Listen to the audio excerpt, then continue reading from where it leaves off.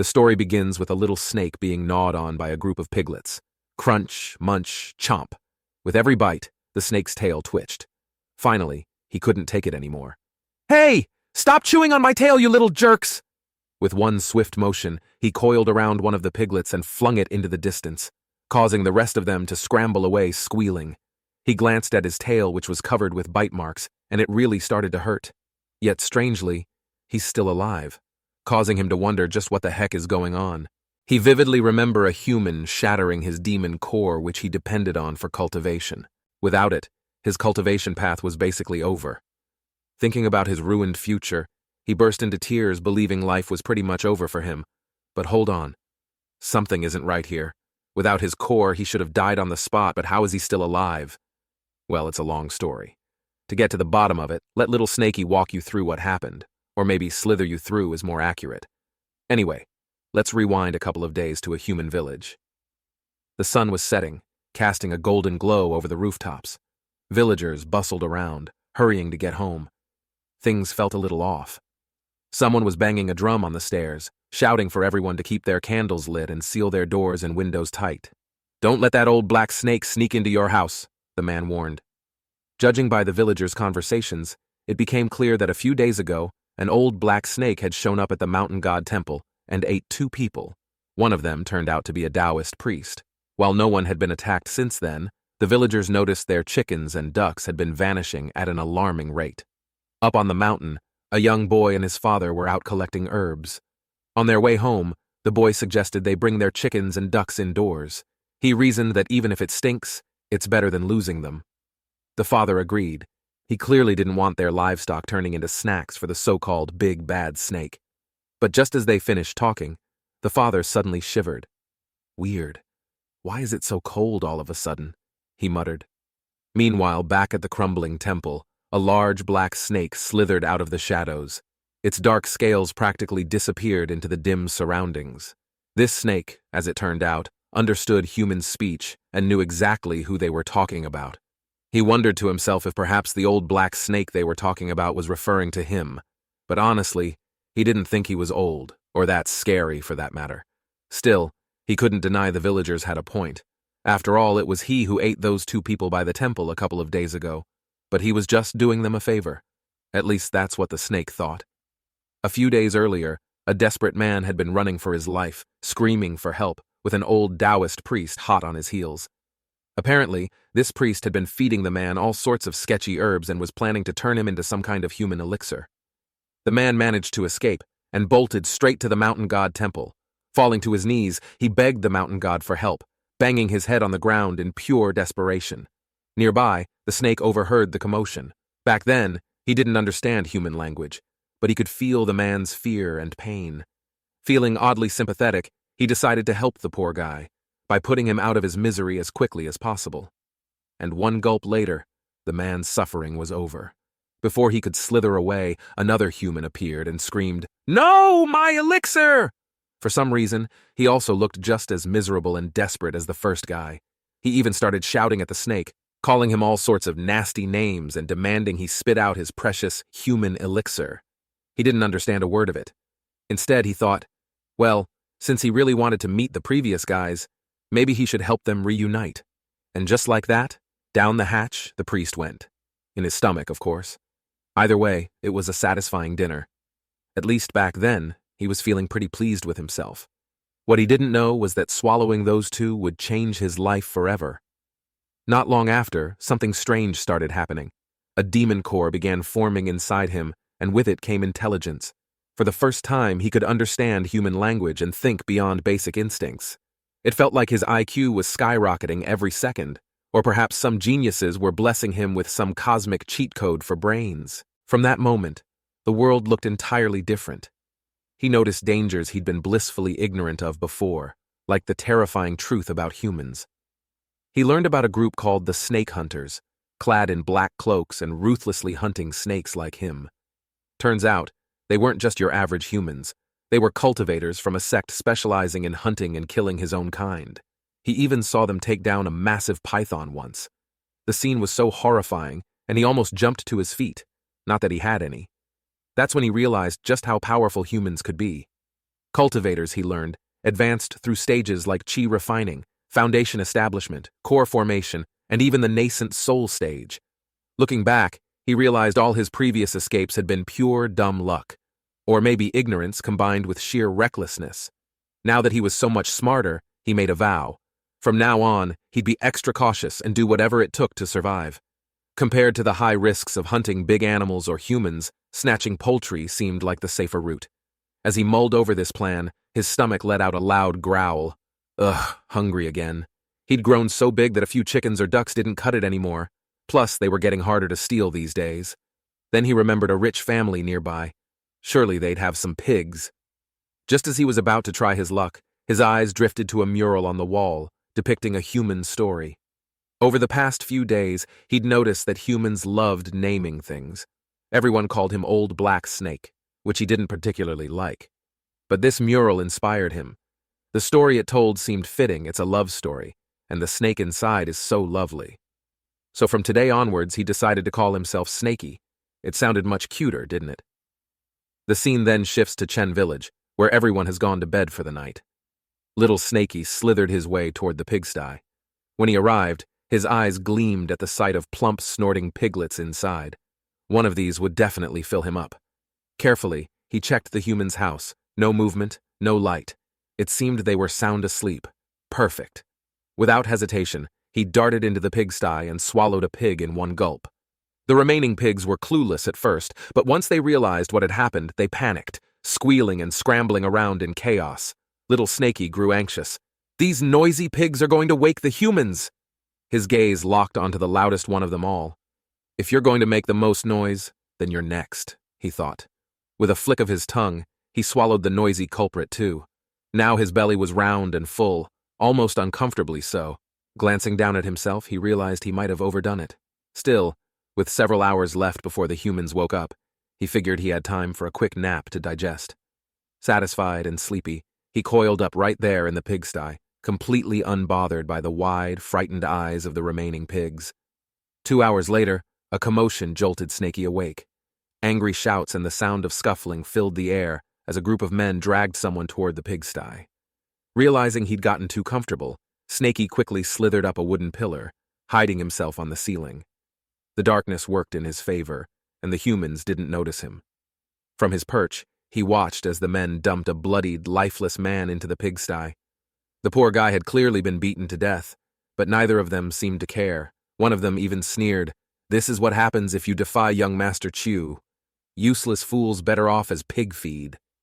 The two men, who weren't enjoying the stench of the pigsty, dropped the body and hurried off.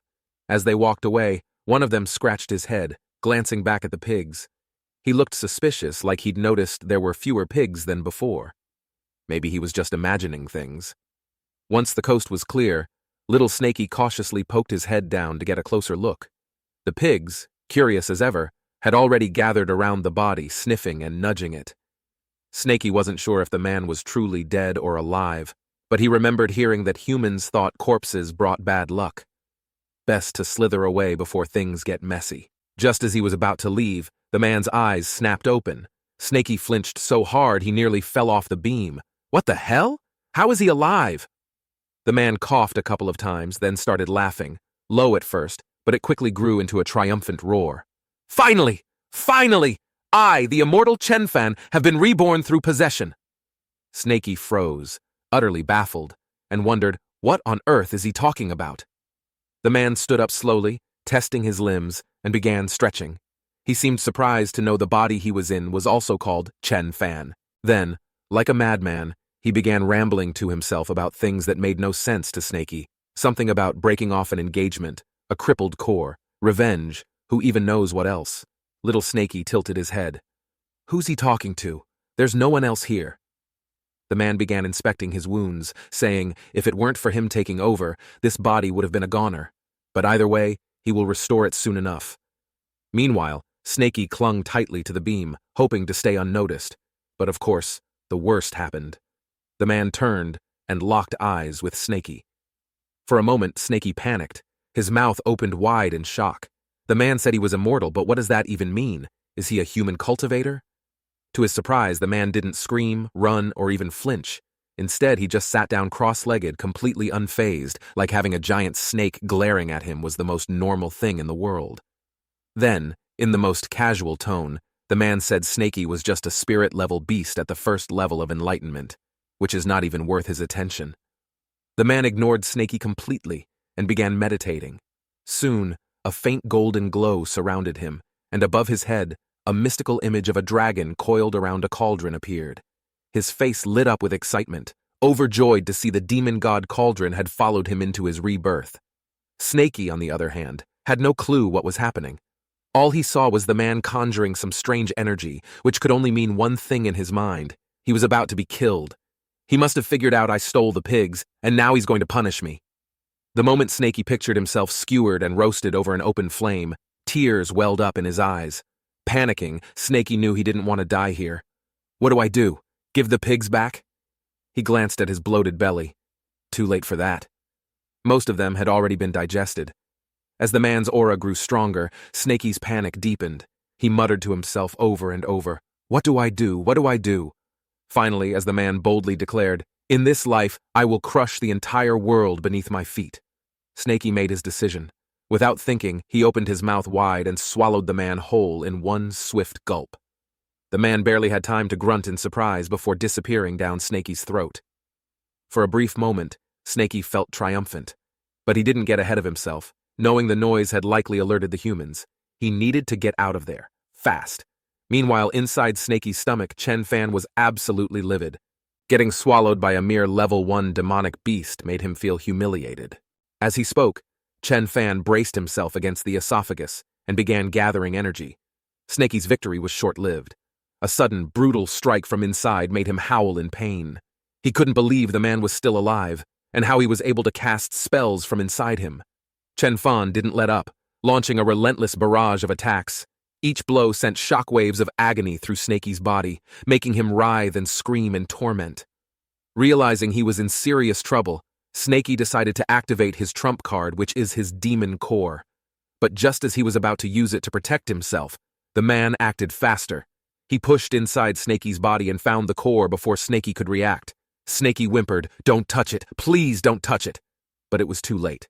Chen Fan's fingers wrapped around the core, and with one powerful yank, he shattered it into pieces. Pain like nothing Snakey had ever experienced ripped through him. He spat up blood, his body crashing to the ground with a sickening thud. "Ouchie! My demon core! It's gone!" Snakey's vision blurred with tears. Damn, snake hunters are too strong. His body was a wreck, his jaw impaled on a sharp tree branch, leaving him unable to move. He thought bitterly about how unfair it was, since he just gained intelligence and his life just barely getting started. Tears streamed from his eyes. If he'd known it would end like this, he'd never have stolen those piglets. Never. Inside Snakey's body, Chen Fan continued attacking him, even biting chunks of Snakey's flesh to replenish his blood energy. He mocked Snakey for being weak and fragile, but admitted he'd at least make a decent tonic. Just as it seemed Snakey's fate was sealed, something unexpected happened. Besides the crushed demon core, the demon god cauldron began to glow. Somehow, it broke free from Chen Fan's control. Chen Fan reached out desperately to reclaim it, but no matter how hard he tried, the cauldron drifted further away. It floated towards Snakey's shattered demon core, pulsing with golden light. Then, with a brilliant flash, the cauldron absorbed the remains of the core. Then, a massive golden image of a dragon materialized. Chen Fan froze, his expression shifting from disbelief to sheer terror. Why? Why would the cauldron help this snake? Could it be... This isn't an ordinary snake demon? But he will never get his answer. The golden dragon opened its mouth and unleashed an overwhelming surge of energy, obliterating him in an instant, leaving nothing but ashes. The explosion wasn't kind to little Snakey either. The immense energy coursed through his body, shattering him into several pieces. Just before everything went dark, all he heard was the humans screaming about how this wasn't supposed to happen. He was immortal. As the sun set, the chaos subsided. Little Snakey's battered body began to regenerate. Apart from a few terrified piglets nearby, the area grew quiet. Pain throbbed through him as he slowly regained consciousness. Ow, this hurts so much, he thought, tears streaming down his face. His body was exhausted and his strength drained, and he muttered bitterly how everything is gone.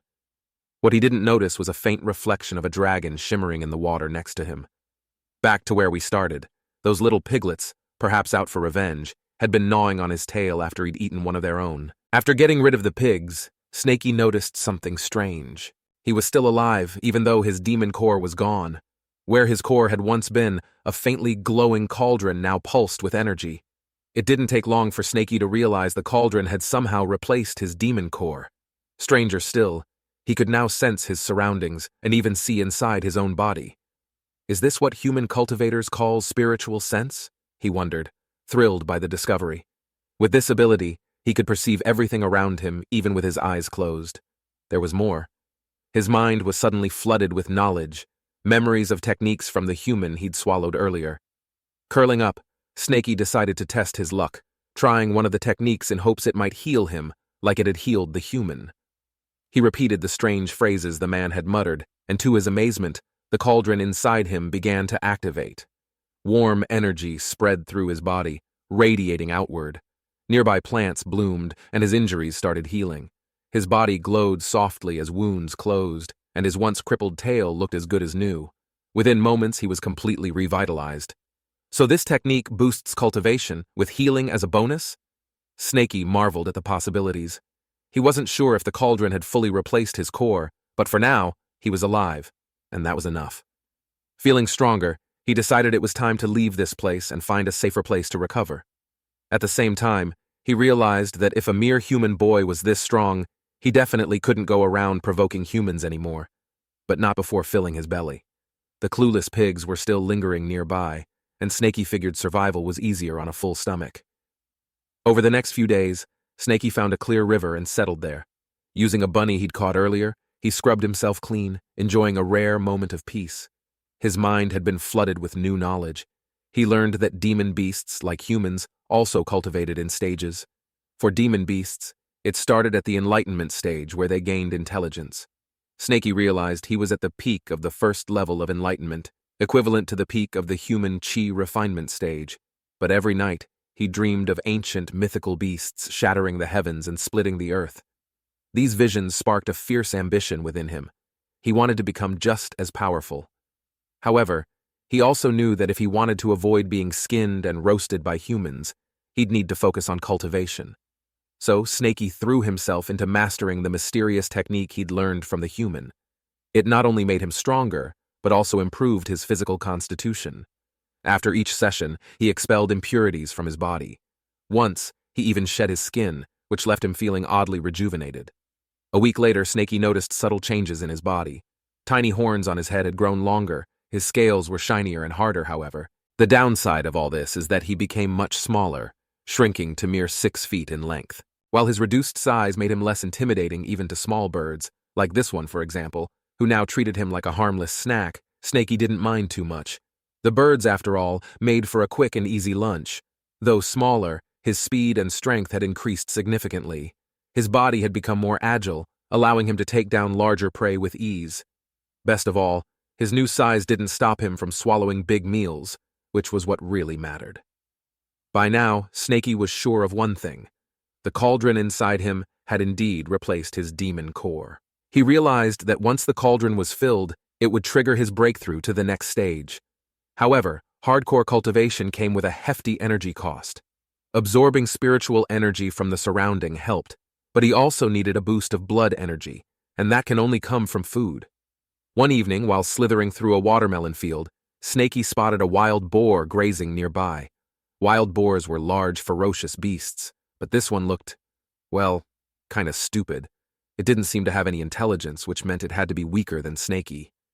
Feeling confident, he began creeping closer, clutching a few sharp stones tightly in his tail and mouth. He moved stealthily through the grass, smooth and silent.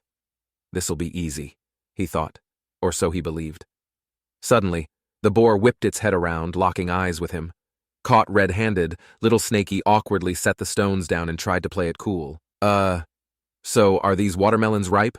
He asked sheepishly. The boar answered with an angry snort and a deafening roar before charging straight at him. Panicked, Snaky turned tail and bolted. Oh no, oh no, oh no!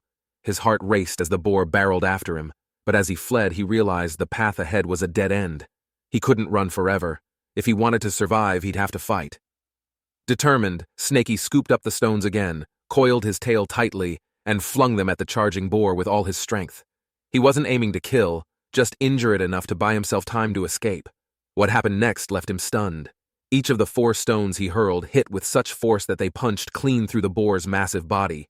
The creature let out a final guttural cry before collapsing to the ground. Snakey stared in shock. For a moment he felt a flicker of pride. Am I actually this strong now? But ever cautious, he wasn't convinced. The boar could be faking it. Not one to take chances, he grabbed the leftover stones and hurled them at the lifeless body, just to be sure. After throwing all of the nearby stones, he let out a long sigh of relief. Okay, now it's definitely dead. He then cautiously approached the boar. Even so, his nerves were still on edge. That was way too close, he thought, trembling slightly. If I'd made even one mistake, that thing could have turned me into dinner. Still, Snakey knew better than to let his guard down. Even though the boar was clearly dead, he decided to take extra precautions.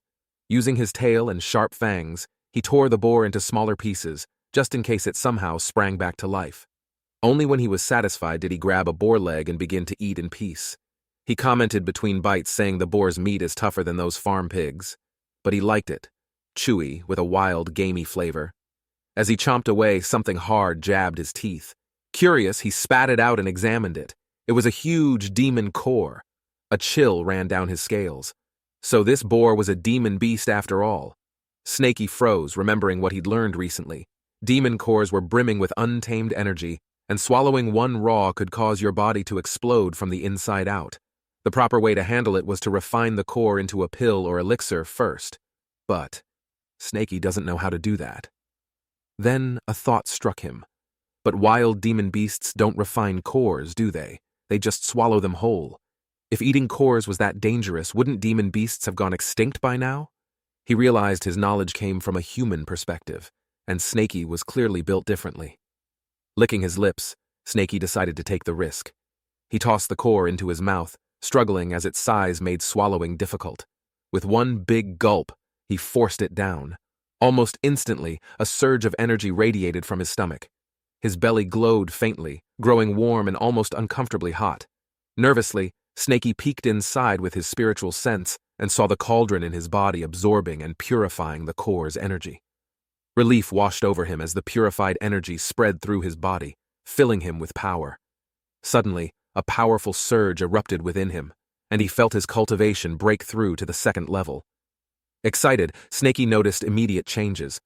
2 scales on his tail shimmered with a golden hue, and their hardness visibly increased. Curious, he flicked his tail at a nearby rock. To his amazement, the impact left a deep crack. "Whoa, I'm so much stronger now!"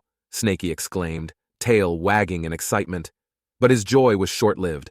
A faint rustling sound came from the bushes nearby. He froze, his eyes darting toward the noise. Emerging from the shadows was a human boy, gripping a pitchfork and glaring at him intently. A tense standoff unfolded. The boy gripped his pitchfork tightly, wondering if this old black snake was going to eat him. Meanwhile, little Snakey stared back, heart pounding, wondering if this boy was a cultivator. Could he be another Chen fan? Just as Snakey was spiraling into panic, the boy made the first move, charging forward and thrusting the pitchfork straight at him. Oh no, not again! Snakey's reflexes kicked in. With a swift flick of his tail, he shattered the pitchfork into splinters, not even stopping to look at the boy's stunned face.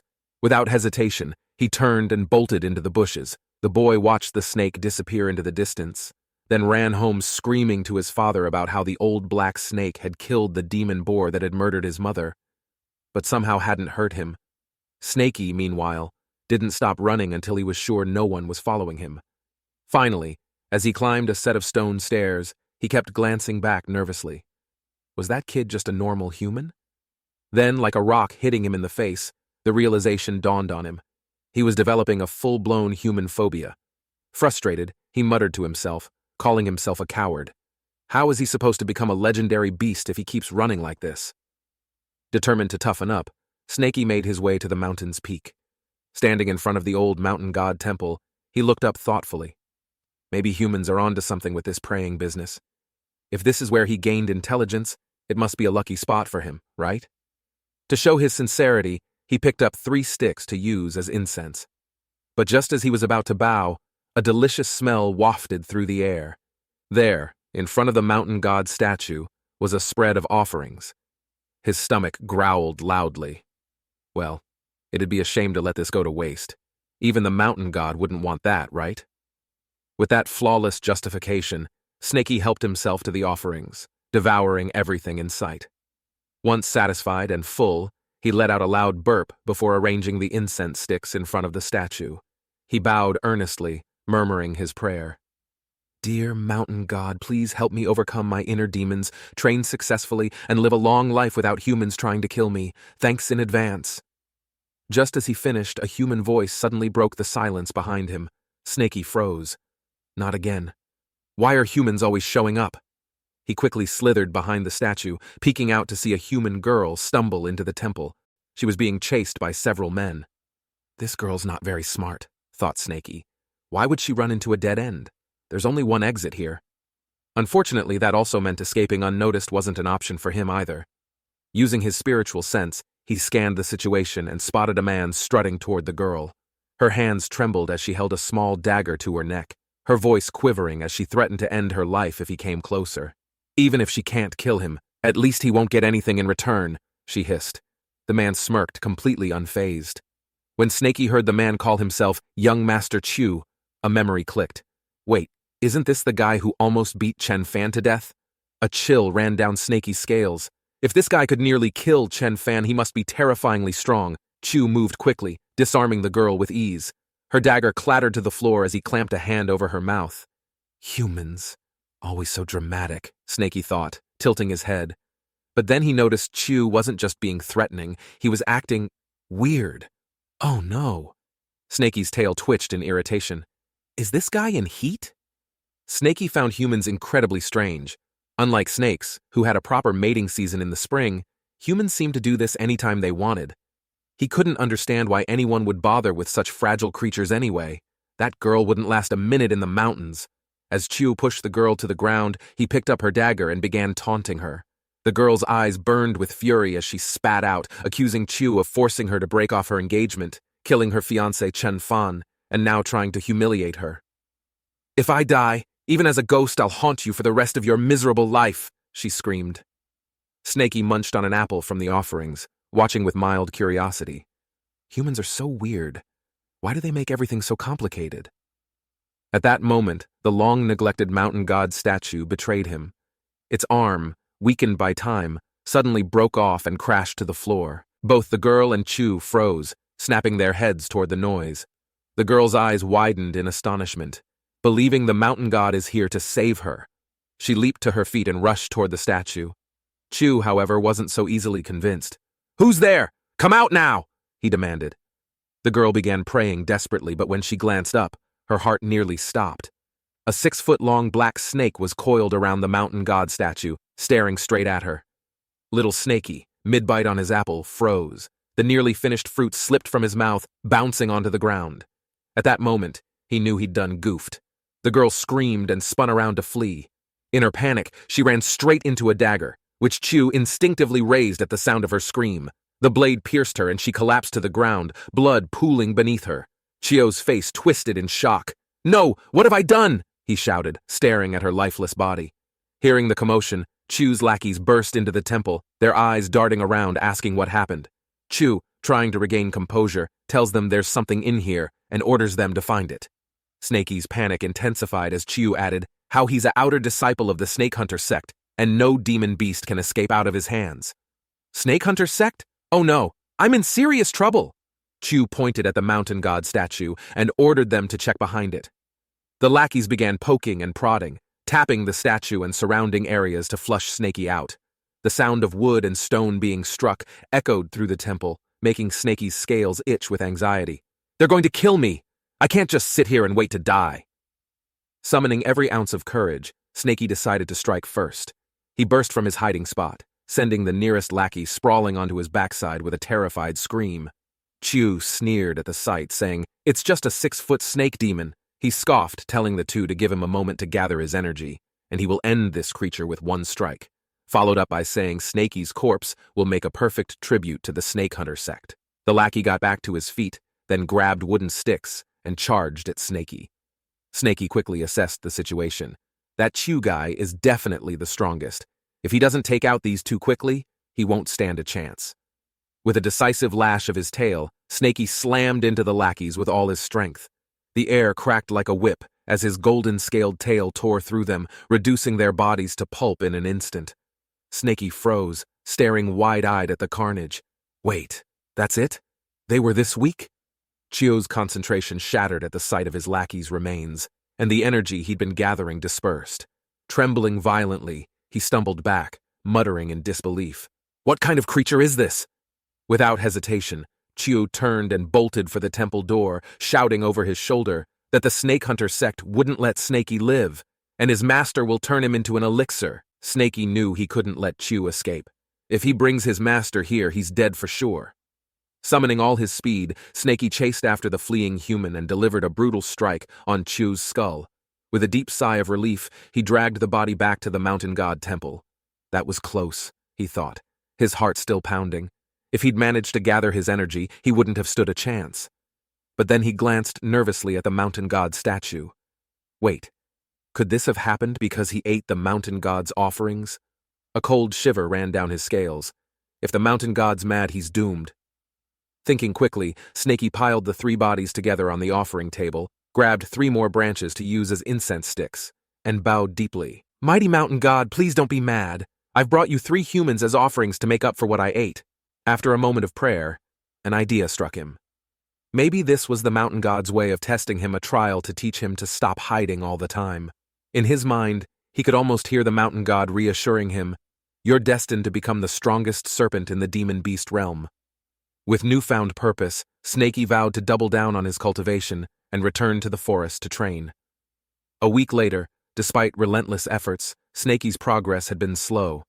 The cauldron in his body was only halfway full, and the small animals he'd been eating weren't helping much. Frustrated and hungry, he longed for another demon boar like the one he'd eaten before. So he slithered back to the watermelon field, even trying to set up a trap. But his crude attempt failed to catch anything, not even a bird. Days passed with no sign of large prey. His stomach growled constantly, and the juicy watermelons in the field were becoming increasingly tempting. If wild boars like watermelons so much, maybe I'll try one, he thought. Just as he was about to take a bite, he spotted 2 humans walking by the river. A father and son were heading toward the field, chatting casually.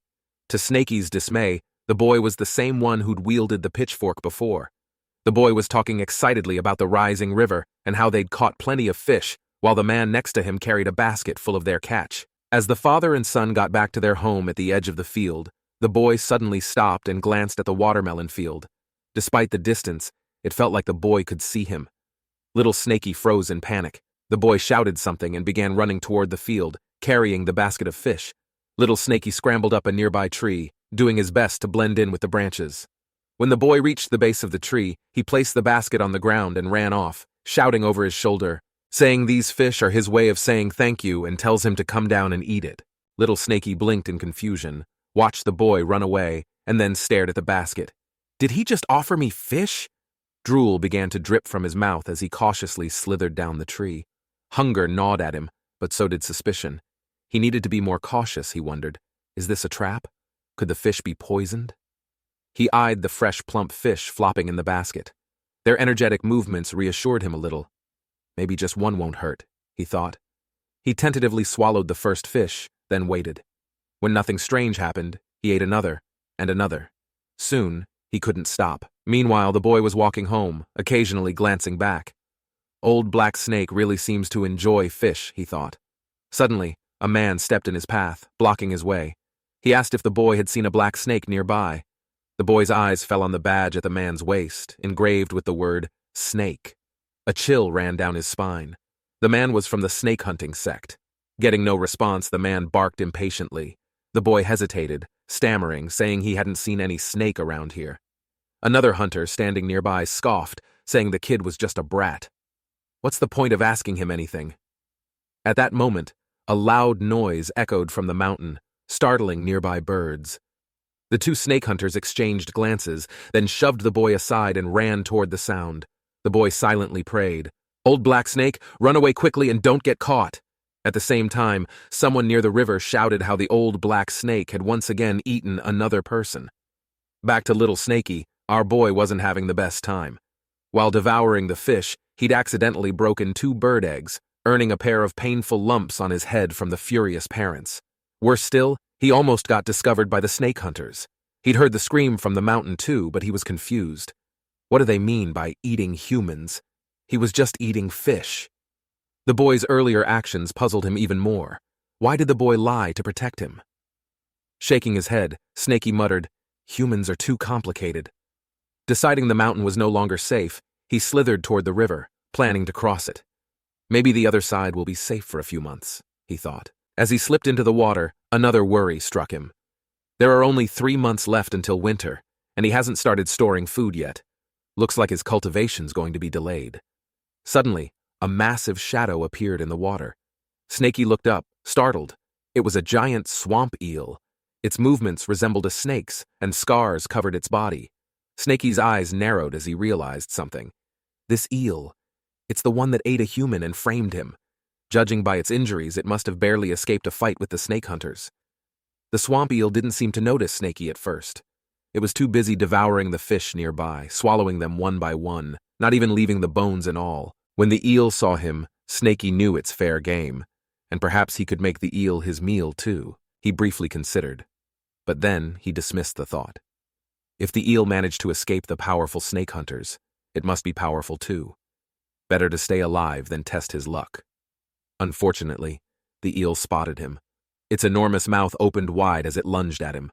Snaky darted aside, narrowly avoiding the attack, causing the eel to smash into nearby rocks, sending debris flying. This isn't good, Snaky thought. He was running out of breath, and the eel wasn't giving up. Realizing he had no other choice, he decided to gamble everything on one desperate attack. He darted forward, slamming his head into the eel's abdomen while biting down hard. But as soon as he bit into the flesh, his stomach churned and he spat it out. Disgusting.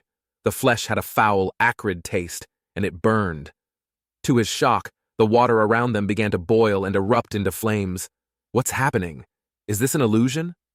Snaky remembered something from Chen Fan's cultivation technique. In any illusion, the first step is to control your breathing and calm your mind. Closing his eyes, Snaky began circulating his cultivation technique. A golden dragon materialized from within, surging outward and shattering the fiery illusion. Yes, I broke free, Snaky thought triumphantly, but his victory was short-lived. The swamp eel's massive jaws lunged at him again. With no time to dodge, Snaky instinctively coiled into a tight ball and lashed out with his tail. His golden-tipped tail struck with incredible force, slicing cleanly through the eel's body. Snaky stared at the severed eel in disbelief. Did I just cut it in half? Looking at his tail, he marveled at his strength. If just 2 golden scales are this powerful, imagine my whole body covered in them. But he quickly brushed aside his excitement. This fight was mostly luck. The eel was already injured and practically threw itself onto his tail. To be safe, Snaky chopped the eel into smaller pieces and tied them together with vines. Dragging the hefty load to the riverbank, he inspected his haul. The meat and demon core would sustain him for months, maybe even help him break through to the next level of cultivation. As he cleaned his spoils, a wooden badge fell from the eel's stomach. It was engraved with the word, snake. A chill ran down Snaky's spine. This eel ate a snake hunter? For a moment, Snaky felt a pang of respect for his defeated foe. Bowing slightly toward the remains, he murmured, "Brother Eel, you were a true hero, fighting the snake hunters for our snakes. But since you tried to eat me, I had no choice. Don't worry. I'll make sure none of your meat goes to waste. Your sacrifice won't be in vain." He swallowed the demon core in one gulp. It was larger than the last, lodging in his throat for a moment before he forced it down. With the meat tied securely, he slithered off into the forest. Back by the riverbank, the 2 snake hunters stumbled upon the severed head of the swamp eel. Examining the sharp teeth and torn fragments of their sect robes caught in its mouth, they cursed under their breath. "Damn," one muttered. They figured that they'd chased the wrong thing, and it was the old black snake that killed this demon eel. The senior snake hunter nodded but hesitated, glancing nervously at the towering trees around them. They thought of keep chasing, but this is Iron Bear Mountain after all. And there's that demon bear said to be at the peak of the 3rd level enlightenment.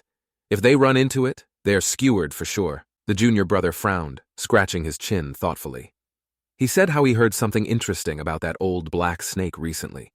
Apparently, the snake ate an alchemist and his human elixir. He believed the elixir's effects must still be lingering in the snake's body. If they managed to hunt it down, that elixir could help his senior brother break through to the 4th level. He leaned closer, saying how his senior brother had been stuck at the 3rd level for years.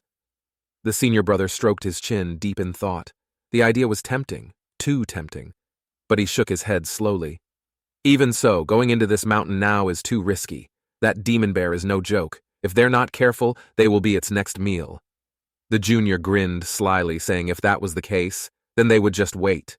In a few months, when the heavy snow comes, that bear demon will hibernate, and so will the snake. That's when they strike. Then they can track down old black snake and kill it. Meanwhile, little Snakey had found a cozy cave deep in the mountains. It was dark and dry, with old bones scattered across the floor from some unknown predator's past meals.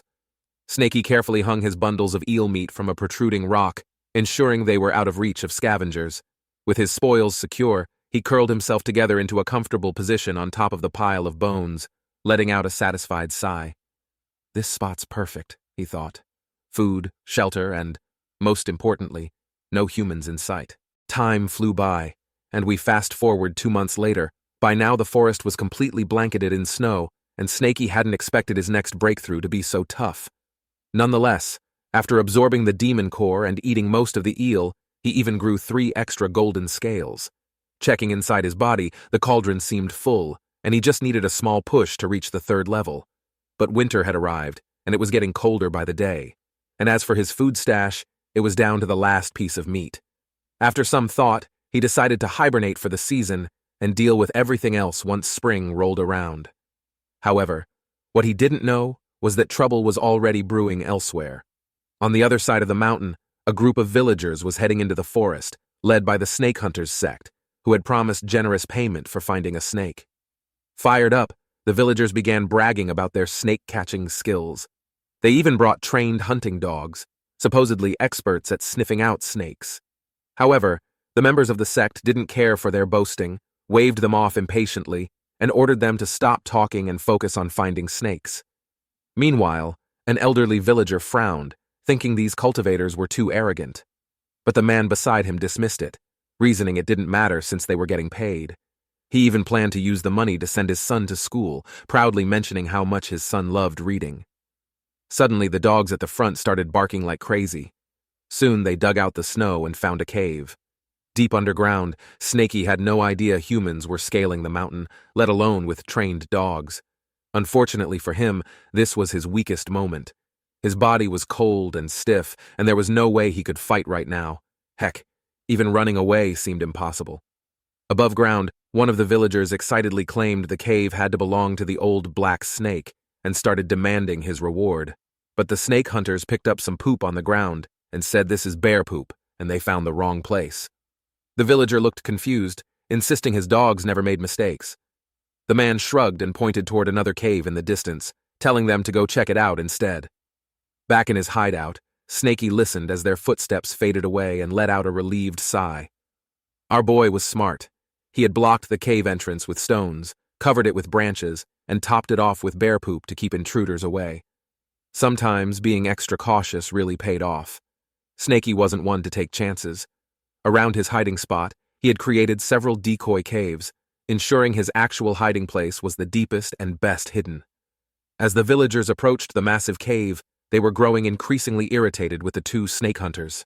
Meanwhile, Snakey cautiously began gathering energy, trying to warm his stiff body and regain some strength.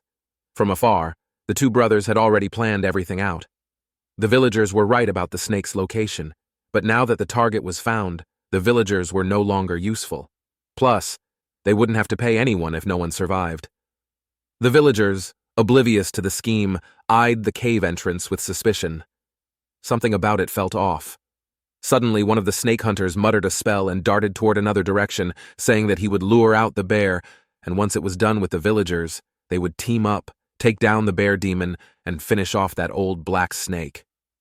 Curled up in his cave, Snakey couldn't believe what he was hearing. These humans were plotting to have their own people killed. He marveled at how terrifying human nature could be. But this wasn't the time to dwell on morality. The real problem was that his cover was blown, and he needed to figure out a way out. At first, he thought about making a run for it. Maybe he could use the chaos to his advantage, eat the bear, and then deal with the two cultivators later. But he immediately dismissed the idea as absurd. If it took both of them to fight the bear, there's no way he could do it on his own. Not to mention the humans won't just stand and watch. Just then, Snaky overheard the senior brother calling his junior an idiot. He sneered, saying he hadn't planned to share anything with him, as the bear and the snake were only enough for one of them to break through. Snaky perked up. It seemed they were turning on each other, which meant this was his chance. By now, his body had recovered slightly, and he cautiously poked his head out of the cave. Before long, a villager's terrified scream echoed through the forest. A massive bear demon burst out of the cave. Panicked, the villagers scrambled toward the snake hunters, begging for their help. But the two men stood on a rocky ledge, doing absolutely nothing. It was then that the villagers realized they had been duped. These cultivators had used them to locate the old black snake and deliberately sent them to the bear cave to get them killed. Furious, the villagers drew their weapons, hurling curses at the two bastards. An arrow was shot toward the snake hunters. Though it was easily dodged, it grazed one of their storage pouches. Snaky quietly slithered closer and snagged one of the pills that fell out. Recognizing it as a rejuvenation pill, his mouth watered. Just one whiff of it sent warmth coursing through his stiff body. Meanwhile, chaos continued above. The bear was tearing through the villagers. The junior brother, looking anxious, asked his senior to help him gather the scattered items. The senior brother bent down with a sigh, scolding him for being careless, but slyly pocketed most of the items into his own pouch, thinking smugly that it was all his now. Below, the last villager fell. The junior brother complimented his senior on the clever plan, though both seemed surprised that the villagers had lasted so long. Just as the senior brother was feeling smug, the junior struck. With a quick spell, a gust of wind blasted the senior off the ledge. The guy fell onto the snow, breaking his arm in the process. The bear noticed him immediately and began crawling over. Furious, he screamed curses at his junior, but the junior simply floated in the air, let out a chuckle, and asked him if he really thought he wouldn't know about his plan. He said he's not stupid and he's been planning this for a while now. Turned out that he didn't care about the bear or the snake, he just wanted to have the senior brother killed. All of a sudden, the black bear swung its massive paw, catching the senior brother off guard. Unable to charge a proper spell in time, he desperately used an explosive talisman. The resulting blast injured the bear but left him no chance to escape, and he was blasted to pieces too. Glancing at the now enraged bear, he knew it was time to report back to the sect. Meanwhile, Snaky had been watching all of this unfold. Without a second thought, he swallowed the rejuvenation pill and burst out of his cave. When he saw two more pills lying in the snow, he grabbed them, tucking them behind his fangs, and planned to save them for later. However, the explosion and blood also attracted a pack of wolves and quickly encircled Snaky. Snaky's stomach growled, saying it's perfect timing since he's kinda hungry. These wolves are just regular wolves, so they didn't stand a chance. Before they could react, Snaky moved in a blur, swallowing one of them right away. He also noticed after he got stronger, he also digested very fast, so one wasn't enough for him. The more he ate, the hungrier he felt. So he lunged at the pack again, devouring wolf after wolf, but it still wasn't enough. Terrified by the massacre, the remaining wolves scattered into the forest. But as they fled, Snaky looked up and saw the black bear still standing there. For a moment, he wondered just how tasty would that big, juicy bear demon be. The bear, though heavily injured, still had the strength to swat a wolf to its death with a single paw. Snaky sized it up and roughly estimated its strength. It was at the peak of the 3rd level. In comparison, he was barely at the peak of the 2nd level. However, he quickly found his body began radiating heat, and his stomach growled uncontrollably. But he knew he couldn't let his instincts cloud his judgment. He soon realized the overwhelming desire seemed to come from the cauldron inside him, urging him to consume the bear demon. Snaky thought for a moment and realized that this might be his best shot. The bear was injured, and constantly running away wouldn't help him grow stronger. Taking a deep breath, he steeled his nerves. If I plan this out and be extra cautious, I might actually win this. With that, he launched himself toward the bear. The black bear was quick, snatching Snaky out of the air with one massive paw and squeezing him tightly. Pain shot through his body, but he swung his tail toward the bear's face, landing a hit square on its eye. The bear roared in pain, releasing him and clutching its injured eye. Snaky fell hard on the snow, and his whole body began to hurt. Damn, this bear is at least 10 times stronger than that eel, he thought, but at least he blinded the bear. At the same time, the rejuvenation pill effects were fading. His body was starting to stiffen again. Without hesitation, he swallowed another pill. He didn't bother healing himself just yet. Instead, he darted toward the bear once more, this time sinking his fangs deep into its neck. The bear roared in pain, slamming its massive paws into Snakey. He dodged as best as he could, but still took several direct hits. Snakey almost felt like all of his bones were broken, but he refused to let go. I can't let go. I have to end this. With every ounce of strength he had, he bit down harder, causing his fangs to tear deeper into the bear's flesh. The bear, in a desperate move, yanked him off with its claws and hurled him back into the snow. Snakey once again landed heavily, but as he looked up, he saw the bear staggering onto the ground, blood gushing from its torn neck, while letting out weak but agonized growls. Snakey didn't rush in for another attack. Instead, he spotted a nearby tree stump, dragged it over, and carefully positioned himself. With all his strength, he smashed the stump down onto the bear's head, so much so that he lost count of how many times he smashed the bear. Only when everything looked like a mess did Snakey dare to approach. Just to be cautious, Snakey decided to retreat to a safe distance and focus on healing his wounds. But before he could even begin, he heard footsteps approaching. Turning his head, he saw the wolf pack had returned. Snakey hissed, convinced they had come to steal his spoils. Still bleeding and barely able to move, Snakey had no choice. He swallowed the last rejuvenation pill, temporarily regaining just enough energy to keep fighting. 2 hours later, Snakey finally took down every single wolf. Exhausted and covered in blood, he realized the pill's effects were once again wearing off. He had to find a safe place to recover, or he'd be in serious trouble if the snake hunters came back. Dragging his battered body, he began working quickly. Using strips of cloth torn from the villagers' clothing, he made a rope and started slicing the bear demon's body into manageable pieces and tied it together. As he passed the fallen villagers, he felt something strange. Since humans often spoke of reincarnation, he wondered how many lifetimes would it take for these souls to find peace. Among the bodies, one caught his eye. It was the boy's father, the very boy who had given him the fish before. The man's body lay torn in two. But near him were the 2 hunting dogs, lying silently beside their master. Their noses and paws were frozen stiff, yet they refused to leave. "Hey," Snakey muttered, slithering closer. "He tells the dogs that the man is already dead, and if they stay here, they will just freeze to death." However, he didn't get any response. He nudged one of the dogs and realized it was already frozen solid. Snakey brushed his scales gently over the dog's stiff fur. Even though their master was dead, these dogs stayed by his side. He didn't understand it, but a strange feeling began forming in his chest. Looking around the place littered with bodies and carnage, Snakey realized the only survivor of this entire mess was that cunning and treacherous human from the snake hunting sect. But none of this matters. Thinking about it wouldn't change anything. As for Snakey, all he can care right now is to stay alive, whatever future comes his way. He slithered away until his body was completely out of strength. Finally, he found a cave with a pond outside. Without wasting any time, he began devouring the bear. "Damn, this thing tastes amazing," he thought, as he tore into the meat. It was then that he realized his cauldron was more excited than he were. As he ate, the cauldron in his body started absorbing the bear's immense energy.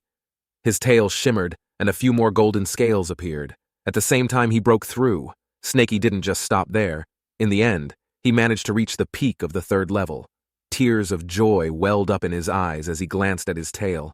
He now had a total of 10 golden scales.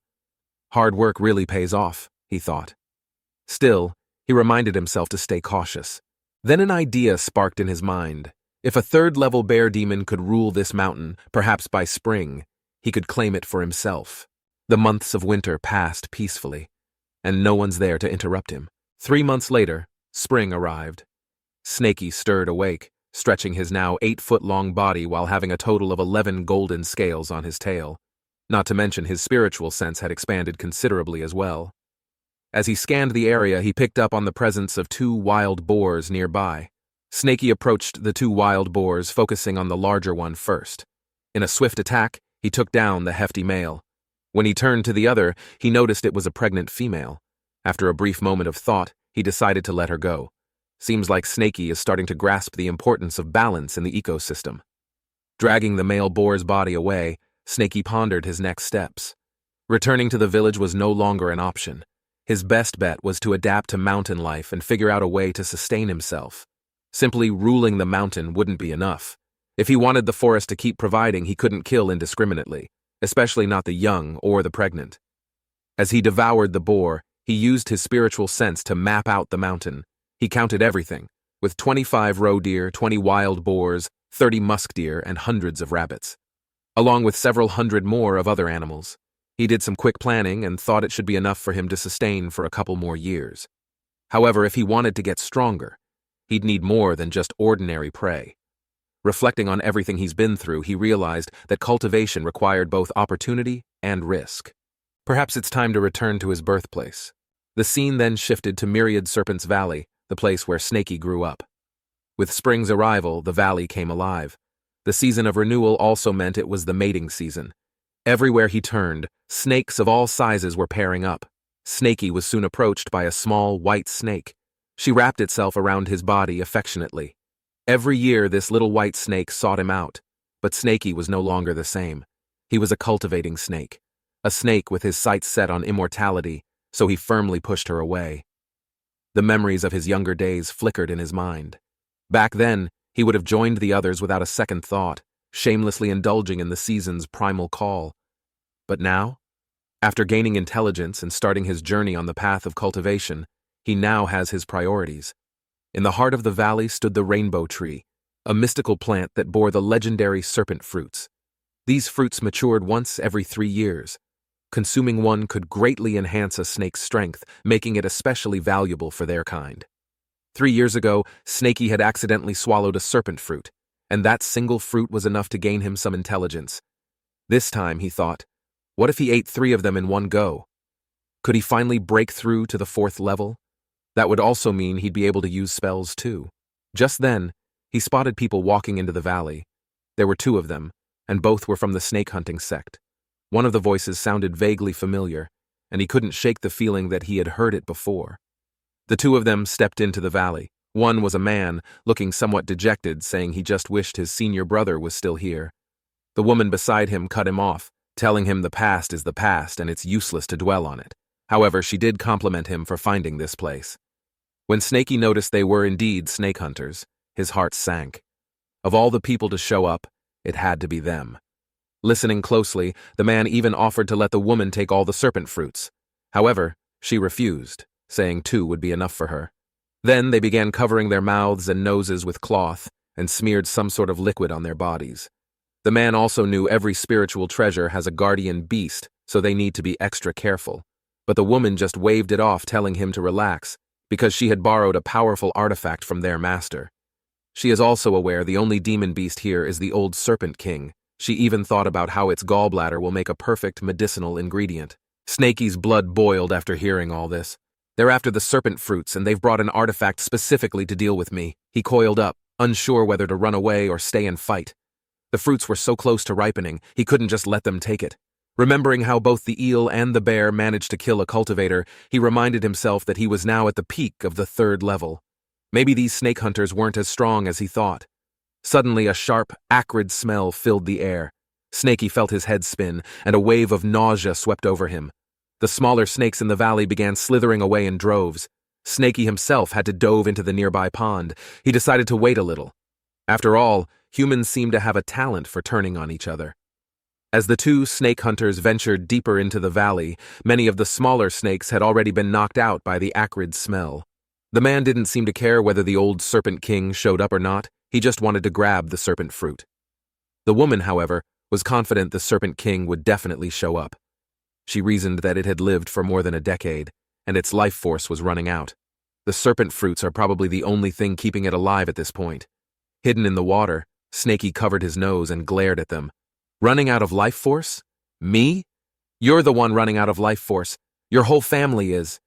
He fumed silently, thinking that his body was in perfect condition and he was growing stronger every day. These 2 are talking nonsense. Still, thinking about how villagers used to call him Old Black Snake. Why did these 2 call him another name?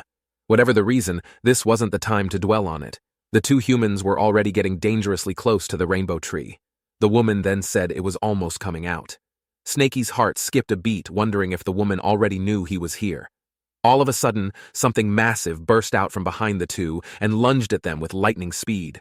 They reacted quickly, dodging just in time. The attacker was revealed to be an enormous snake, far larger than Snaky himself. So this is the old Serpent King they were talking about? Snaky thought, with his jaw practically dropping. Wait, could this be the real old black snake? Was it out causing trouble years ago and came back to retire here, leaving me to take the blame when I got spotted 3 years ago? Either way, the Serpent King attacked once again. The woman quickly cast a spell, blocking the strike. The clash sent shockwaves rippling through the valley. By now, Snaky had a pretty good idea of how strong these snake hunters were. However, he couldn't help but feel worried for the old Serpent King. Could it really hold its ground against them? The next moment, the woman pulled out a bell-type artifact. The bell rang out, echoing through the valley and forcing the Serpent King to retreat.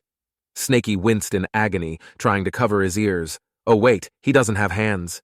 The woman followed up by hurling a few razor-sharp darts at the Serpent King, but they merely bounced off its scales. She smirked and said, with scales like this, they could make some real good armor. Then, the man joined the fight, teaming up against the old Serpent King. They darted around its massive body and used all types of weapons and artifacts. And from Snaky's point of view, the Serpent King was visibly slowing down. So this is the power of human artifacts? He'd never seen anything like it before. It was clear the Serpent King was struggling. Snaky debated what to do. Should he step in and help, or sneak away with the serpent fruits? But the fruits weren't ready yet, and eating them now might not have any effect. He picked up a piece of stone, wanting to help from the side. Just then, he saw someone near the rainbow tree. Turning his head, he saw another human. Someone was creeping toward the tree while the snake hunters were busy fighting the Serpent King. What shocked Snaky was that the man was trying to dig the entire tree out. Snaky was furious. This human was trying to destroy the root. What a greedy bastard. The man looked up just in time to see a massive set of jaws lunging toward him. In a panic, he yanked the rainbow tree with all his strength, uprooting it entirely. Snaky showed no mercy. With a swift motion, he swallowed the man whole. Because the man clung so tightly to the tree, he accidentally swallowed the tree as well. Before he could spit it back out, pain shot through him as the energy from the tree's leaves spread through his body. He legit thought he was going to explode. Snaky summoned all his strength and finally managed to spit out the tree along with the man's remaining bones. He initially thought he was poisoned, but after a quick scan of his body, to his relief, it's just the leaves that he digested had too much energy, and the cauldron had simply absorbed too much energy too quickly. Strangely, those few leaves had taken much longer to digest than the man who tried to steal the tree. But he didn't have time to think. With the tree uprooted, he couldn't let it fall into the snake hunter's hands. On the other side of the valley, the battle with the Serpent King had reached its grim conclusion. Its massive body lay in pieces. The man plopped down on the corpse, catching his breath, while complimenting his senior sister. The woman simply smiled, brushing off the compliment and telling him it was time to go for the fruits. But when they arrived, the tree was already gone. Before the woman even says anything, the man accuses her of keeping the tree to herself. He followed up saying if she wanted, she could just say so. There's no need to do this type of thing behind his back. This got the woman angry, and she asked what the hell is he talking about. Their voices grew louder as accusations flew back and forth. Snaky, hidden in a safe spot nearby, used his spiritual sense to observe them. Perfect. They're already blaming each other. If they end up fighting, that'll make things even better. Unable to convince each other, the man pulled out a teleportation jade from their sect, intending to call their master to settle the dispute. Before he could activate it, a hand grabbed his wrist. Startled, he looked up only to see it was their senior brother. It turned out their master had secretly sent him to protect the duo, but seeing them squabble over the tree, he was not happy. The two then looked at him, wondering if it was him who took the tree. He shook his head and explained it wasn't him. He assumed it was someone who sent a mortal to dig up the tree and then retrieved it. Otherwise, he'd have sensed the spiritual fluctuations and tracked them down already. He scanned the area and decided to follow the footmarks. Frustrated, the group searched the area, but the footsteps just randomly disappeared. He didn't give up, saying as long as the person is alive, he will surely find him. The two nodded. After all, their senior brother is already at the 6th level. Surely no one could escape from him. Hearing this from his hiding spot, Snaky's heart sank. 6th level? That's ridiculous. He was deep underground, so if he just suppressing his spiritual sense and didn't reveal any energy, then no one should find him. But then, he smelled something. Turning his head, the serpent fruits had ripened. Their aroma quickly spread throughout the valley, which also meant he had blown his cover. The senior brother pointed below and said it came from underground. Casting a spell, he dove straight into the ground. Snaky began panicking a little because he knew reaching the 4th level is considered the mid-stage, and by then, both cultivators and demon beasts would be able to use spells. In desperation, he tossed all of the fruit into his mouth and the cauldron inside him roared to life, rapidly refining the energy from the fruits. It didn't take long for the man to find Snaky's hiding spot. But Snaky had already fled. The man then ate a pill to boost his own speed, then pulled out an artifact from the sect's old master, believing that as long as he wasn't facing a Foundation establishment, he should be fine. The dude then dug into the ground, almost like he was swimming in the dirt. "Come on, Cauldron," Snaky prayed desperately. "Refine faster. If you don't finish, we're both dead." It was as if the cauldron inside Snaky understood him. Its mouth opened wide, and the speed of refining the serpent fruits sped up dramatically. At the same time, golden energy flooded Snaky's body, spreading through every muscle and scale. His fangs elongated, his muscles swelled, and he also shed his old skin, and several more golden scales appeared along his tail. Just as the senior brother caught sight of Snaky deep underground, Snaky managed to break through to the 4th level. The senior brother froze for a moment, stunned. It was only now that he realized what he had been chasing all this time wasn't a fellow cultivator, but a snake. And not just any snake. What he saw before him was a creature that had only just advanced to the 4th level, meaning it was at the mid-stage. The idea of a snake grabbing the tree and running before he even got here is mind-boggling, because even some Foundation establishment demon beasts aren't this clever. The realization hit him hard. If he could capture this extraordinary creature and take it back to the sect, it would be a major accomplishment. Snaky, on the other hand, was still running away as fast as he could. He could feel his newfound power coursing through him, and was certain he could escape. But just as he thought he'd gained the upper hand, he noticed the human's speed increase significantly. Before Snaky could react, the human hurled something toward him. He looked around and saw a rope-type artifact. Snaky's tail whipped out instinctively, trying to deflect the rope. But to his shock, it neither broke nor veered off course. The man let out a cold laugh, saying, not even a late-stage enlightenment beast could escape this. But Snaky wasn't ready to roll over. He understood these artifacts were controlled by spiritual senses. If that's the case, he decides to first erase their connection. Channeling his energy, a golden dragon appeared that lashed out toward the artifact. However, it didn't work. The man sneered, calling Snaky foolish, and explained that his beast-taming rope is reinforced many times, and only a Foundation establishment cultivator could break it from his control. Snaky didn't respond. Instead, he did something completely unexpected. He opened his jaws wide and swallowed the artifact. The artifact began thrashing and colliding violently inside his body. Pain racked him, but he kept it together. The man froze, couldn't believe his eyes. Before he could react further, Snaky was on the move again, slithering deeper underground. The chase continued for an exhausting hour, with Snaky weaving effortlessly through tight spaces, while the man was forced to expend more and more of his energy casting spells to navigate the terrain. Gradually, the man was running low on spiritual energy, and he wanted to end this fast and retrieve his artifact. Snaky, meanwhile, felt the artifact in his belly settle down, but he knew that running wasn't a long-term solution.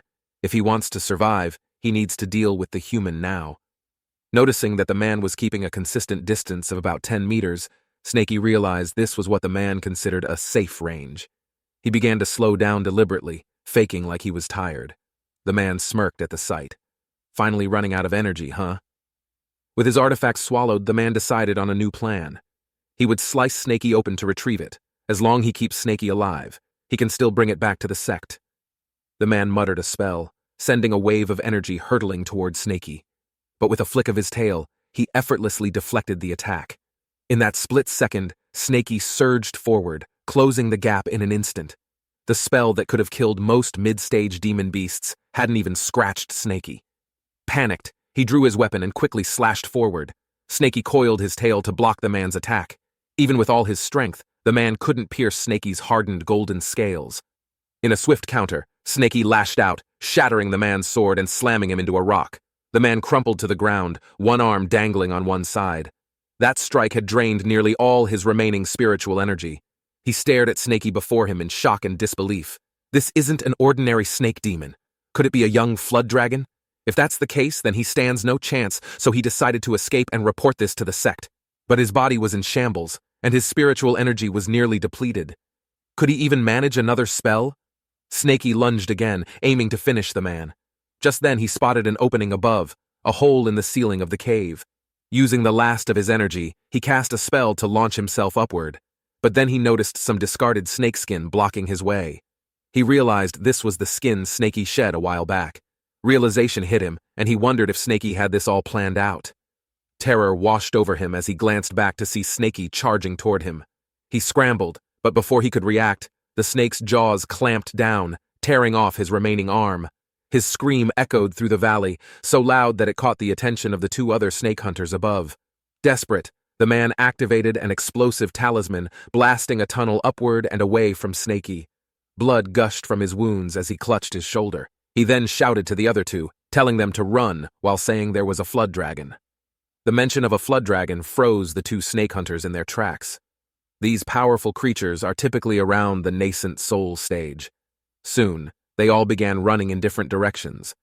Snakey quickly caught up, and although surprised to see the man still able to activate an explosive talisman, he knew he couldn't let him get away. The man was so close to escaping the valley.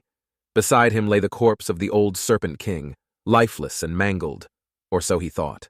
Without warning, the Serpent King's eyes snapped open. Out of nowhere, it spewed a stream of venom directly at the man. He screamed, collapsing to the ground in agony as the venom burned through his body. He cursed himself for forgetting that even a severed snakehead can still spit venom. Frantically, he fumbled for an antidote pill and swallowed it. But Snakey was hot on his heels. Desperate, the man pulled out his trump card, a high-grade spiritual stone that he originally planned to use for cultivation. Activating it, he channeled the energy. He suddenly became incredibly fast. Ah shit, he's getting away. He was so much faster, chasing was out of the question, but Snakey couldn't let the man live. Grimacing in pain, Snakey yanked out one of his golden scales. With a powerful flick of his tail, he hurled the scale like a blade. The sharp scale cut through the air, piercing the man's back. But Snakey wasn't done yet. One by one, he flung more golden scales, each one hitting its mark. The final scale penetrated the man's heart, and another into his skull before finally finishing him. Snakey slithered over cautiously. Tears welled up and Snakey was really hurt, but at least the man was dead. But again, he wasn't taking any chances. So he raised his tail and began smashing the man's body repeatedly. Only when the man turned to a human patty did Snakey finally stop. And right now, he can only hope those golden scales can grow back. Snakey didn't bother pulling out the golden scales stuck in the guy's body. He just swallowed him along with it. Eat what you lose, right? Maybe they'll grow back. After gulping him down, he grabbed the guy's storage pouch, hoping to find something good in there. Snakey first wiped the man's spiritual senses off the bag and added his own. However, he heard a voice behind him. "Kid, live well." The faint voice made him turn around. It was the old Serpent King, and that was his last words. Snakey stared, his lost memories suddenly flooding back. 3 years ago, when the serpent fruits ripened, Snakey was tiny, dumb, and possibly the weakest of them all. All the snakes in the valley fought over the 2 fruits, while Snakey didn't stand a chance. He got shoved around. All he could do was coil up. Just then, the Serpent King showed up. The moment it appeared, the fighting stopped. Every snake froze, dropping low to the ground, including Snakey. But to his surprise, the king pushed one of the serpent fruits toward him. That single serpent fruit changed everything. But even after all this time, he couldn't figure out why. Snakes were known for being cold-blooded, ruthless, and selfish. All of the snakes followed one principle, which is survival of the fittest. So why did the Serpent King help him? Looking at the Serpent King, Snakey whispered, "Why did you do it?" But the old Serpent King could no longer answer. At that very moment, the whole valley seemed to hold its breath. Snakey started trembling. Tears slid down his face. A strange feeling welled in his chest. First, it was sadness, then turning darker until it was pure anger and hatred. "Snake hunters," he growled. "I'll never forgive you. Never." After a while, Snakey brought over a few stones and mimicked the way how humans would set up a small gravestone for the old Serpent King. He quietly hoped that in his next life, the Serpent King could reincarnate as a human. Looking at the makeshift grave, he whispered, I've been thinking about your last words, and I think I get it now. Any creature that gains wisdom always cares about the next generation. I'll remember that. One day when I'm strong enough, I'll make sure to pass on what I've learned too. He then let out a sigh, but right now, I'm still too weak. With the valley discovered by the snake hunters, staying here was no longer an option. As he prepared to leave, he noticed the woman from earlier was lying on the ground, barely breathing. Snakey wondered if he ate the human, would his golden scales grow back a bit quicker? But his cautious nature made him stop and think. She was already running away earlier. Why would she end up here? Could this be a trap? Deciding to observe first, he slithered into hiding. He looked around, trying to find the other person. He recalled how the man had betrayed his senior brother when fighting the bear demon. Could he be behind this too? Maybe he deliberately left the old Serpent King's head at the exit to set up some kind of scheme. Before he could figure it out, a massive python slithered out of nowhere and swallowed the woman in one gulp. Snakey hissed, tried to warn the python, but it was too late. The next moment, the python's body exploded into bloody chunks. Snakey recoiled in shock. It really was a trap. Meanwhile, elsewhere in the forest, the man knelt before a row of graves. Hearing the distant explosion, he knew the woman must have died. The graves belonged to his parents and younger sister. He had carved them himself. With a heavy heart, he murmured that he had avenged them. He murmured something about out of the 5, 3 are dead. All it left is Chen Dowling and the last remaining disciple. Taking a deep breath, he picked up a poisonous snake nearby and let it bite his shoulder. Blood seeped from the wound as he grimaced, but he didn't flinch. Activating his communication talisman, he sent a message to his sect, and then deliberately collapsed to the ground. An hour later, 2 figures arrived. One was Chen himself, and the other was a disciple of his. Surveying the aftermath, they found the junior brother barely alive. They quickly fed him an antidote pill, assuring him that he would survive with a few months of rest. The man said it was all his fault, and that he wasn't strong enough to protect anyone. Chen clenched his fists after hearing the entire story. He yelled out that he would find the demon beast behind it and kill it himself. By now, Snakey had made it safely back to Iron Bear Mountain. He figured the snake hunters were still busy poking around Valley, so this place should be safe for now. Best of all, he'd managed to drag the rainbow tree back with him. Though he'd eaten a lot of its branches and leaves, the tree itself didn't seem completely dead. He picked a nice spot in the cave and planted it there, hoping it would survive. With that done, he then began checking out the storage pouch. He tipped it out, and its contents spilled onto the ground. Most of it was food and pills, and maybe these will help his golden scales grow back quicker. That was already intriguing, but what caught his eye the most was a book titled The Record of Myriad Serpents. Flipping through it, he felt like a door to a whole new world had opened. The book detailed different types of snakes, including this one here with internal demon flames that could spit fiery poison capable of killing anything it touched. Then he realized this was his own species. In the book, he was called the Black Yin Snake. The book also had stories about snakes that reached Foundation establishment and beyond.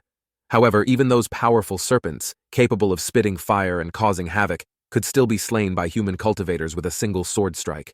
It was a humbling reminder of how dangerous humans were. Besides the book, there was also a jade slip. Snakey could tell it was special just by looking at it. Using his spiritual sense to probe it, he discovered it contained detailed instructions on human 5-element spells, complete with learning methods which made him quite thrilled. 1 month later, Snakey had made a ton of progress. His Earth Escape spell was now faster than that senior brother's. Another good news is that his golden scales had fully regrown, and his tail was stronger than ever. With his ability to burrow quickly and hide, he was confident most snake hunters wouldn't be able to catch him. Well, there's also a tiny downside, which is that using these techniques drained his energy fast, and whenever he overused them, his stomach would rumble like crazy. Still, as a trump card, they were perfect. Even better, he'd learned a fireball spell, which allowed him to cook food on his own. Eating roasted meat was a game changer. The book said that snakes like him couldn't produce demon flames until they reached Foundation establishment. But somehow, he was already doing it. He wasn't sure why, but he wasn't complaining. One day, while munching on a roasted chicken leg, a massive wolf quietly approached. Snakey immediately noticed it wasn't an ordinary wolf, but rather a wolf demon. He thought for a moment. Maybe he could make the wolf his underlings. He pulling out the beast-taming rope and flung it towards it. The rope latched onto the wolf, and no matter how much it struggled, it couldn't escape. Snaky then ordered it to sit down, so the wolf dropped to the ground. Amused, Snaky started testing its obedience. He made the wolf roll over, beg, play dead, and even try a few cute poses. It was surprisingly fun. Eventually, Snaky climbed onto the wolf's back and stretched out lazily, and they went out for a quick run. After exploring the entire forest, Snaky noticed something interesting. Most of the animal populations had increased, except for the sheep, which stayed the same. Must be the wolves eating them, he thought. The rabbits, though, were a different story. Their numbers had exploded, with over 100 new ones hopping around. Snaky nodded in satisfaction. The forest was thriving. But then, a familiar scent caught his attention. Following it, he spotted the little white snake from Valley. Did she follow my scent all the way here? He slithered closer to take a better look. Sure enough, he realized the little white snake was also his species, though her scales had mutated into a pale, silvery color. But she hadn't become a demon beast, hadn't awakened her intelligence, and definitely couldn't speak. So Snaky considered her as his junior. Seeing him, the little white snake happily coiled herself around him, rubbing against him affectionately. After a moment's thought, Snaky decided it was only right to look out for her since she was part of his kind. But before he could make any plans, the wolf demon growled, clearly thinking the little white snake was attacking Snaky. Snaky snapped, telling the wolf to cut it out, saying he's not being attacked and he needs to be more friendly. The wolf tried to smile, but his sharp fangs made it look more terrifying than friendly. Snaky tells the wolf that he will take off the beast-taming rope, but the wolf has to agree to a few things. The wolf immediately nodded enthusiastically. First, the wolf has to willingly be his underling. Every day he must hunt and bring the food to his cave. The wolf nodded. Second, Snaky put him in charge of patrolling the mountain. If any humans show up, he must come and tell Snaky right away. But if the wolf fails at either job, he will then become dinner. The wolf quickly agreed, his tail wagging nervously. Satisfied, Snaky removed the artifact. The wolf licked him several times in excitement, but Snaky recoiled in disgust, telling him to get to work. The wolf ran off, and Snaky slithered back to his cave with the little white snake. He placed her near the rainbow tree, which still looked like it was recovering. He tells her to stay here and decides to teach her some basic cultivation techniques. If she's going to stick around, she might as well learn something useful. Meanwhile, back at Valley, Chen Dowling and his remaining disciples had been tirelessly searching for the so-called flood dragon. Despite their use of magical artifacts, they hadn't found any trace of such a creature. Chen Dowling shook his head, thinking the idea of a flood dragon in a place like this was ridiculous.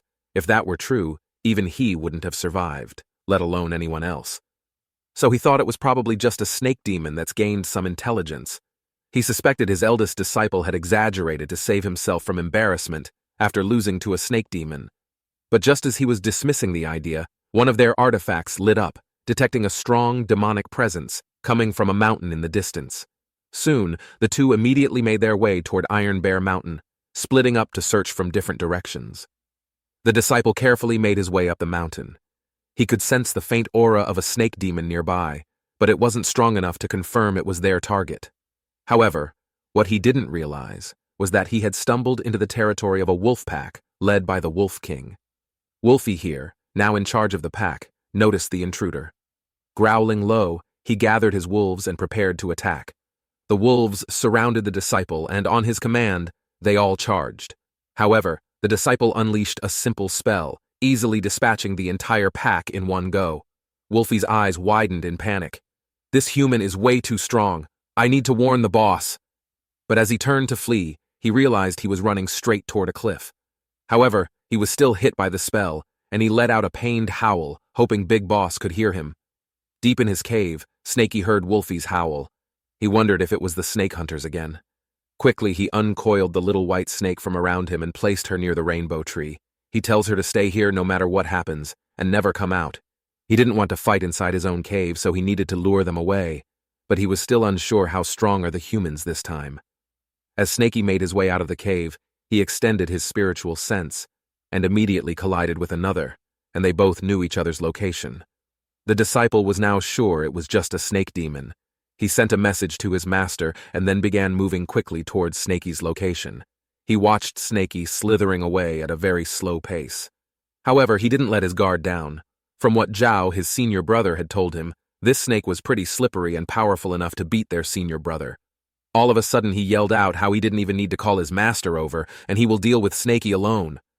Snakey glanced back and rolled his eyes. This guy thinks he's clever, huh? His spiritual sense confirmed that this human's cultivation level was the same as the senior brother he'd encountered before, but his speed? Way worse. He's just putting on a show, and he even said his master isn't coming. That's basically screaming that his master is on the way. Snakey ain't stupid, nor does he want to take any chances. Without hesitation, he activated his Earth Escape spell. When the human saw Snakey suddenly accelerate, he cursed under his breath and cast a spell, sending a wave of energy crashing into the ground.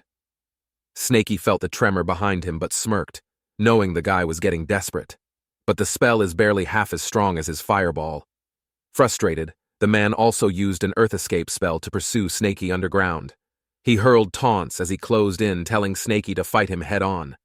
This was all part of Snakey's plan. He suddenly veered off to the side, changing direction. Snakey suddenly burst out of the ground, just as the man came charging toward him. The sudden appearance caught the man off guard, and he couldn't stop in time. The man quickly used a spell, thinking Snakey was underestimating him. But Snakey was ready. From his storage pouch, he pulled out a talisman, a counter specifically designed to neutralize lightning spells.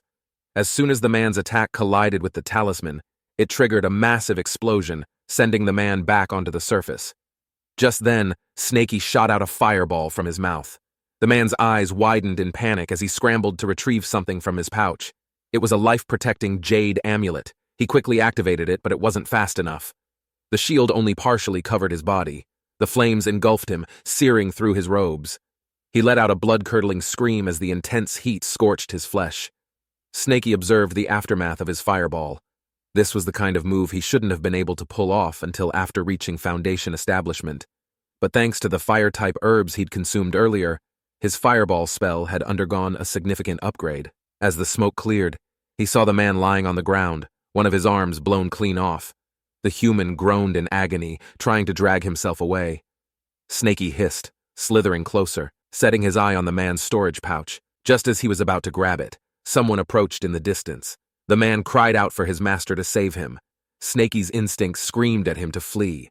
One glance at this old man was enough to tell this guy was trouble, so Snakey quickly bolted the other way. Chen waved a hand, snuffing out the surrounding flames, and tossed a healing pill to his disciple, telling him to heal while he will handle the rest. Snakey darted through the forest as fast as he could, keeping tabs on Chen's position with his spiritual sense. This guy's definitely a peak chi refining cultivator. No way I can fight him. Behind him, Chen tells Snakey to stop running and surrender now, and he might spare Snakey's life. Snakey obviously didn't fall for it. Chen was quick to catch up, but Snakey had a trick up his sleeve. He dove underground using an Earth Escape spell, which surprised him. However, Snakey's escape hit a snag, literally. He slammed into a granite wall. This means he can't keep using the Earth Escape spell. While his tail was strong enough to break through the granite, it was far too slow, and Chen was closing in. Forced to change direction, Snakey shot upward, bursting out onto the surface. Ahead of him was a sheer cliff face, and an idea sparked in his mind. As Chen emerged from the ground moments later, a flurry of rocks began falling from the cliff. Reacting quickly, Chen cast a protective spell. But Snakey wasn't done. He had already plastered several explosive talismans onto the cliffside. The explosion sent chunks of rock raining down, burying Chen beneath a mountain of rubble. Snakey paused to catch his breath, thinking this should keep him trapped for a while. Underneath the pile of rocks, Chen gritted his teeth. Earth Escape spell didn't work here, and the sheer weight of the rocks above made it impossible to push either. And in such a cramped space, using powerful spells risked harming himself. This left him no choice but to pull out a treasured pill left to him by his sex ancestor. It was a desperate move, but he had no choice. Swallowing it, he channeled its power, giving up 20 years of his lifespan to forcefully boost him to the Foundation establishment level. Chen erupted from the rubble. The air around him crackled as he yelled out that he would skin Snakey alive. He then clutched the artifact and quickly scanned for Snakey's position. Snakey heard the enraged roar and activated his spiritual sense. What he felt made his blood run cold. Not only did the man break free, but he also broke through to the Foundation establishment. Sweat dripped from Snakey's scales as he slithered even faster. He raced toward the river, but he wasn't fast enough. Within moments, Chen caught up and cast a gravity spell, pinning Snakey to the ground. Snakey struggled, feeling the weight on his body. The spell was so powerful that he couldn't move a muscle. Chen approached slowly as he blamed Snakey for the deaths of all his disciples and plans to kill Snakey because of it. But Snakey knew they were the ones who came for the serpent fruit, and now the old bastard is calling him the bad guy? But thinking about this won't help him, and he needs to act fast. With all his strength, Snakey reached into his storage pouch and pulled out one of his golden scales. With a quick flick of his tail, he hurled it at Chen. Chen sneered, calling it a pointless trick. He used a gravity spell, but soon realized it wasn't working. He quickly dodged, only to find the golden scale was powerful enough to graze through his defensive aura. Snakey didn't waste the opportunity. With the gravity spell gone, he dived into the river-activated water escape spell and quickly got away. But he knew better than to think he was safe. He'll catch up in no time. I need a place to hide. But where? As he swam, an idea struck him. The temple. That's his lucky place, with the mountain god always protecting him. On the other side, Chen followed Snakey's trail all the way to the mountain god temple. When he arrived, he immediately noticed it was a dead end. His years of experience made him cautious. He knew Snakey was slippery. Could there be a trap? Standing outside the temple, he bellowed for Snakey to come out, even threatening to tear this place apart if he didn't. Inside, Snakey was sprawled on the collapsed mountain god statue, panting and muttering prayers. Mountain god, if you're real, now's the time to show up and help me. I'll even bring you offerings. He needed a moment to catch his breath and recover some spiritual energy. If it had to come down life and death situation, even if he had to rip out all his golden scales, he would still fight the old bastard to the death. Outside, Chen was growing impatient. Seeing no response, he pulled out a handful of explosive talismans and tossed all of it at the temple. Oh no, he's lost it! He's actually blowing up the temple! Snakey's eyes widened in panic as explosions ripped through the building. The temple quickly crumbled with the roof collapsing and debris flying everywhere. Snakey was buried under the rubble. However, he noticed something strange. A shadow began forming, followed by a thunderous voice echoing, questioning, who dares destroy his temple and desecrate his statue? Chen froze in place, trembling as the shadow loomed before him. When the shadow asked why wasn't he responding, was he deaf or something? Chen's heart sank further. He wondered if this was some sort of legendary primordial spirit. His body shook uncontrollably. He wanted to flee, but can he even pull it off? Just then, his disciple arrived. But what he didn't expect was his master used a gravity spell on him and hurled him toward the shadow. He didn't even have time to process anything before being completely engulfed by the shadow, draining his life force in an instant. Chen didn't even look back. Activating a swift movement talisman, he bolted into the forest. Just as he wondered why is such a powerful being here in the forest, an unbearable pain struck his chest. He spat out a mouthful of blood, and he heard a chilling voice telling him if he dared return here, his soul would scatter into the void, and he will never reincarnate. Meanwhile, the shadow turned its attention to the disciple's lifeless body, commenting on it being a good vessel. Snakey cautiously poked his head out, saying that was way too close. But good thing the mountain god actually came to the rescue. But suddenly he saw the disciple standing up, and worse, the disciple suddenly snapped his head, looking straight at him. Without hesitation, he unleashed several fireballs. The flames engulfed the body, reducing it to ashes. Only when there was nothing left but a charred rib bone did Snakey let out a relieved sigh. He grabbed the burnt rib and bowed towards the ruined temple. "Thank you, great mountain god. I'll come back every year to make offerings to you, I swear." But before he could leave, the shadow appeared again, floating ominously above him. "What in the world is in that tiny brain of yours?" it snapped, jabbing Snakey's head with its fingers. Snakey was confused, thinking that the mountain god didn't want his offerings. Hearing this, the shadow looked like it was about to burst. The shadow then says how Snakey ruined his plan, but then gave him a chance to fix it. He gave Snakey very little time to find him a suitable body. He emphasized it has to be strong, young, and handsome, or else he will curse Snakey to never reincarnate. Snakey was so terrified that his jaw dropped in horror. Not daring to argue, Snakey spun around and darted into the forest, muttering to himself about the terrifying curse. As he slithered away, the shadow shouted after him, saying he wanted a strong and handsome body, don't bring him anything ugly and weak. As Snakey slithered away into the forest, the shadow knew he needed to find a temporary vessel, or else his spirit would dissipate. And this poor rat who's been living in the temple became his only option. He sat on a rock, lamenting how he, the once feared heavenly demon wanderer after hundreds of years, only to be thwarted by such a meddlesome snake. His thoughts drifted back hundreds of years ago when he was nearly killed by the sects pursuing him. He had barely escaped, leaving him only his spirit soul, hiding inside the mountain god statue and sealing his soul inside, sustained by the faint energy of the statue's worshippers. For decades, he patiently waited for the perfect moment to possess a new body. That moment almost came a few months ago, when two humans had stumbled into the temple, just as he began attaching his soul onto the human, and somehow even absorbed a tiny fragment of his soul in the process, which helped Snakey unlocking intelligence. A few days later, there was another chance. But this time, Snakey crushed the guy's skull, and worse, a wild dog came along and ate the body with a tiny bit of his soul, causing it to gain intelligence as well. And now, just as he thought the snake was gone for good, Snakey returned once again, only for some lunatic to blow up the temple and his statue. As that wasn't bad enough, when he finally found the best vessel in years, only to have Snakey burned it to ashes once again. He swore that once he got a body, he'd make sure to teach that snake a lesson. Meanwhile, Snakey had its own problems. After searching for a while, there are only human skeletons. Frustrated, he slapped his head. Time was running out. Just then, he heard something in the distance. Thinking it was a burial, Snakey approached. But to its surprise, there was a dog digging the grave. What surprised him the most was the dog was reeked of dark energy. Soon, the dog opened the coffin, revealing the body of a young human male. Snakey moved closer, causing the dog to look in his direction. The dog clearly had some intelligence too, and assumed the snake was here to fight over the corpse. But somehow, it looks like the snake is more interested in him rather than the corpses. Sensing danger, the dog panicked and started running, while yelling that the snake demon wanted to kill him. To Snakey, this was clearly the young, strong, and handsome vessel the mountain god was looking for. Snakey tossed beast-taming rope to drag the dog back. The dog barked desperately, warning Snakey if he didn't let him go, he would bite him. Snakey tells him to shut up, which scares the dog into begging for mercy.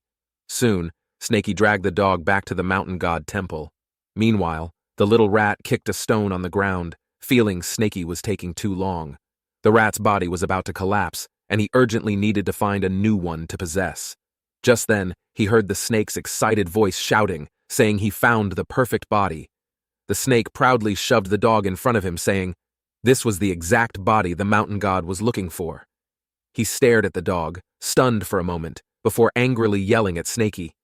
Snakey was confused, believing he just followed the mountain god's exact instructions. He didn't even bother explaining, and soon shadows came out of the rat's crumbling body and lunged at Snakey. Since he didn't have much time left, possessing this dumb snake seemed like a better option than a dog. But every time he tried to enter Snakey's body, he was thrown out. After several failed attempts, he realized with frustration that the snake's spiritual senses were stronger than he thought. Just then, a surge of dark energy caught his attention. He turned and saw that it was coming from the dog. The familiar aura made him excited, as this was the demonic physique he once had as well. He quickly possessed the dog, and suddenly power started flowing through him.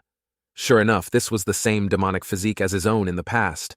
As he adjusted to his new body, he started sifting through the dog's memories. It turned out that this dog was the one who had eaten the 3 corpses from the other day. Ever since gaining intelligence, the dog had been devouring dead bodies, which eventually formed this dark aura. Noticing the beast-taming rope around his neck, with a casual tug, he ripped it off effortlessly. Snakey was stunned. Not only did the mountain god plan to possess him, but now he's taken over the dog, and even the rope isn't working. But before Snakey can slither away, the dog tells him to stop and says he wants to take Snakey as a disciple. Raising his paw, he declared becoming the disciple of the great heavenly demon wanderer is the greatest honor of Snakey.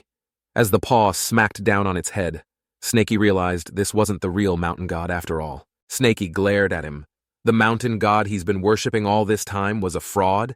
He asked him, how dare he pretend to be a god, questioning if he isn't afraid of karma or going to hell when he dies. The dog let out a cold smirk, saying hell is just a fairy tale for weaklings to comfort themselves. He then took the original black dog as an example, saying how the dog would dig graves and steal corpses, clearly not afraid of karma, and that's the kind truly worthy of the legacy of the heavenly demon wanderer. Little Snakey didn't really understand what he meant by wanderer, nor did he really want to know. Not long after, Snakey returned to Iron Bear Mountain and slipped into his cave. The dog followed, quickly noticing another hidden tunnel deeper inside, and pointed out that it was Snaky's real hideout. In the end, Snaky doesn't agree to be his disciple, but can't stop the dog from following him because no matter how fast he runs, the dog easily catches up. Snaky couldn't figure out how strong this wanderer guy really was, but ever since he possessed the dog, his attitude toward him wasn't as hostile as before. Just then, Wolfie arrived with a goat in his mouth. Looks like when Wolfie fell off the cliff, he didn't die, only had its tail burnt. Wolfie is here to offer today's meal, and Snaky quickly swallowed the goat in one bite. But the dog wasn't happy, telling Snaky he should be sharing this with his teacher. Snaky shook his head and replied, "Wolves eat meat, but dogs eat." Well, you know, telling him to ask Wolfie to give him a pile if he was hungry. The dog growled angrily and lunged at the Wolfie, who yelped in terror and hid behind Snaky. Surprisingly, the dog wasn't even mad. Instead, he chuckled. Says it's been ages since someone dared to insult him like this, but questions if Snaky knows what happens when a disciple disrespects their teacher. Snaky rolled his eyes and reasoned that wasn't a disrespect, because everyone knows dogs love eating that stuff. The dog ignored him and insisted that he is Snaky's teacher, reasoned that not only he helped Snaky back in the temple, Snaky also bowed to him many times before, and that clearly counts as a ceremony, which made him his teacher. Snaky realized the argument sounded surprisingly logical, but then he quickly snapped out of it. He wasn't about to fall for that. He activated his water escape spell, trying to flee, but the dog chased him down effortlessly, laughing as he went, saying, "This is the most fun he had in years." Back at the real hideout, the little white snake was diligently practicing her cultivation. She had already learned basic breathing techniques and looked quite focused. Meanwhile, Snaky took out a storage pouch he had snatched earlier, clutched it tightly, and tells the dog to stay back. The dog clicks his tongue, saying Snaky is treating trash as treasure. After emptying the storage pouch, the contents were similar to the senior disciple's belongings, except there was a spirit stone and a furnace. The dog was surprised to see a spirit stone, but Snaky quickly grabbed it and reminded what the dog said to him earlier. In the end, he was just trying to steal it. Feeling slightly embarrassed, the dog backed off, saying he was just curious and he didn't care about it at all, though his wagging tail betrayed how badly he wanted it. The jade slip inside the pouch didn't contain cultivation techniques, but rather methods for alchemy. The little white snake immediately coiled around the alchemy furnace, looking absolutely smitten with it. Soon, Snaky resumed his cultivation. He still remembered how the old man's gravity spell could strike him from such a long distance. He needed to train harder to be able to do that as well. Meanwhile, Wolfie continued delivering meals daily, and today's offering was a wild boar. The dog perched in a tree, watching with a smirk, telling Snaky if he kept eating this stuff, it would take him ages to break through. He even teased, saying even a dog would shake its head at this junk. Snaky rolled his eyes and asked him what have he been eating. The dog puffed out his chest and proudly replied, "Demon beasts and herbs, of course." Snaky retorted that there's no demon beasts in the mountain anymore. The only one close would be Wolfie, but eating him wouldn't give much benefit. Hearing this, Wolfie let out a soft whimper, not sure if it was fear or protest. The dog scoffed, saying that's why Snaky need to venture out. Staying here means he will never get the good stuff. To prove his point, he showed Snaky a storage ring he had acquired yesterday and revealed his lunch for the day. He then pulls out a late-stage demon beast. The dog explained, "This is a spirit-tailed chicken raised by a human sect nearby. Much tastier than wild animals, which he grabbed too when he was passing by." Hearing this, Snaky immediately panicked, calling him crazy, saying if the humans find out and track him down, then they're all doomed. The dog waved a paw dismissively, telling him to relax, and explained that he always cleaned up after himself, so no one will ever track him down. He then began plucking the chicken, grinning as he said, "Look at how plump this bird is." Snaky couldn't help but drool because it really does look delicious. After finding a few sticks, the dog then roasted the chicken over a fire. The sound of sizzling fat dripping onto the flames, combined with the mouth-watering aroma, made Snaky's stomach growl. The dog smirked, just waiting for Snaky to fall for it. He then tells Snaky if he wants a bite, he'd have to trade him for his spirit stone. Even the little white snake was quickly lured in by the delicious smell. Snaky and Wolfie began drooling, but there was no way Snaky was giving up his precious spirit stones. Playing tough, he declared he'd rather starve than eat that roasted chicken. Meanwhile, the dog kept up the act, tearing off a drumstick and dramatically blowing on it, talking about how juicy it was. He took a big bite, then casually tossed the bone to Snakey, telling him to try it. Snakey turned his head, acting uninterested. But then, the dog ripped off another drumstick and shoved it right in his face. Feeling annoyed, Snakey suddenly spat a fireball at him. The dog easily dodged and smirked, telling Snakey to not get mad because he is his teacher, and he promised to never scam him. He even mentioned that the spirit-tailed chicken was worth at least 3 spirit stones. Snakey shot back, saying if it's that valuable, why don't he sell it himself? The dog claimed it wasn't convenient for him right now and patted the snake on the head, then tells him to look around. Sure enough, Wolfie and the little white snake, just from gnawing on the bones, had both broken through, one advancing to the 3rd level, the other to the 2nd. The dog explained that this was the power of the spirit-tailed chicken. Tempted, Snakey finally gave in, pulling out his spirit stones and demanding an honest trade. Once the deal was done, he wasted no time, swallowing the chicken whole without even bothering to cook it. Instantly, warmth surged through his body. Damn, it's so yummy, he thought. His cauldron kicked into overdrive, absorbing energy non-stop. In the blink of an eye, he broke through to the 5th level. Satisfied, he let out a burp and thought, wow, that was amazing. Later, he spent a few days under the rainbow tree refining the chicken's energy. By the time he was done, he had reached the peak of the 5th level and even grown a few golden scales. It turned out the dog wasn't lying. The chicken was worth every spirit stone. As everyone else focused on their own breakthroughs, Snakey couldn't help but think that maybe the dog actually knew what he was doing. Opening his eyes, the dog asked, "So, how was it?" Snakey, pretending not to care, replied, "It was all right." But then the dog dangled another tempting offer. They should team up to catch more chickens. He promised Snakey could reach the late stages of enlightenment within a month and the peak of it within a year. Snakey almost gave in but hesitated. It sounded too good to be true. After all, these chickens were late-stage demon beasts. The dog scoffed, claiming these chickens weren't real beasts anymore. They've been domesticated for so long they've lost their fighting edge. Even mid-stage demon beasts are tougher than them. Snakey wasn't convinced, recalling the time he was nearly killed by a boar demon. He shared the story, but the dog was baffled and questioned him. What kind of boar could possibly be that strong? Not rushing, the dog shrugged and said, if that's the case, he will go alone. But if someone chases him, he will run straight back here. Snakey was shocked and called him shameless mutt. The dog patted him on the head and reassured Snakey that he would be safe if he just stuck with him and that he should trust his teacher. Reluctantly, Snakey agreed to tag along, but on one condition: no more calling him a disciple. He wanted to be addressed by his name. The dog rolled his eyes and said, "Snakey is an awful name, but it's better than nothing." Snakey shot back, saying it's still better than Wanderer Man or whatever. The dog was offended, so he educated Snakey that he was the one and only world-famous heavenly demon wanderer, known for his fearsome reputation. Snakey smirked and said, "Sounds exactly like a villain." Deciding not to argue further, he also knew he couldn't be using that name right now. Since he's dark in color, he will go with Black Emperor. Snakey burst out laughing and began teasing him, and the two kept bickering as they journeyed onward. Soon, they reached the Xiao Yao sect.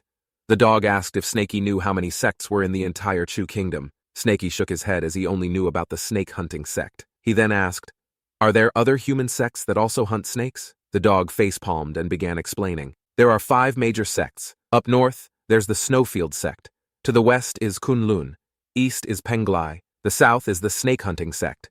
And the central region is run by the imperial court. All the smaller sects in the kingdom answer to these 5. It turned out the snake-hunting sect was once called the Dragon Tamer sect, but it fell from grace and changed its name to avoid drawing attention. Their current target, the Xiao Yao sect, was a small fry under the snake-hunting sect's jurisdiction, with only 5 lowly foundation establishment cultivators. Snakey nodded thoughtfully. 5 foundation establishments, he repeated. Then, in a flash, he bolted, only to be caught by the tail.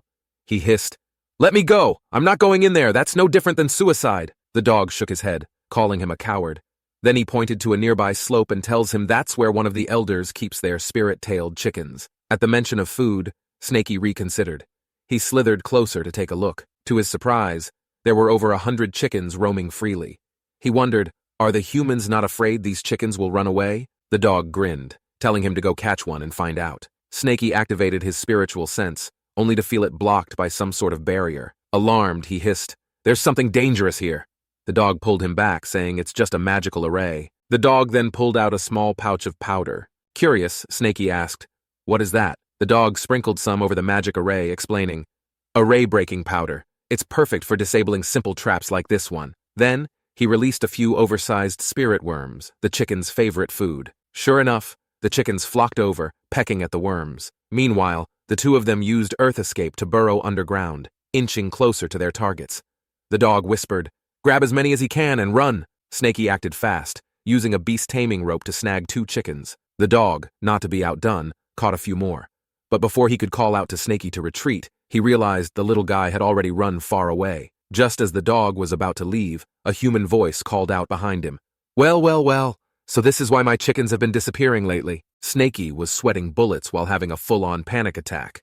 Oh wait, I almost forgot snakes can't sweat. Either way, he urged Doggo to run as fast as he could, but Doggo wasn't the least bit rushed. Instead, he calmly tucked the spirit-tailed chickens back into his storage ring, brushing it off like this was just another walk in the park. The next moment, he used his Earth Escape technique and bolted in the opposite direction. The old man chasing them raised an eyebrow, thinking the dog must have stolen this technique somewhere. With a casual flick of his dust whisk, he turned the dirt beneath Doggo's paws into solid stone. Doggo froze, staring at the ground and grumbling, "Well, so much for that plan." Without missing a beat, he decided to switch tactics. The old man's eyes nearly popped out of his head when Doggo simply took off on foot, just like a human, zigzagging through the forest. Doggo figured the old geezer couldn't possibly keep up. The old man scrambled after him, muttering something about how Doggo's movements didn't resemble anything like a typical dog demon. "What in the world is this thing?" he cursed, huffing as he chased. Meanwhile, Snaky peeked out from behind a tree, only half his little head showing. He sighed in relief, saying, "Good thing I ran first," shivering as he thought, "Real Foundation establishment cultivators are terrifying." As for Doggo, good luck to him. Snaky got bigger things to focus on.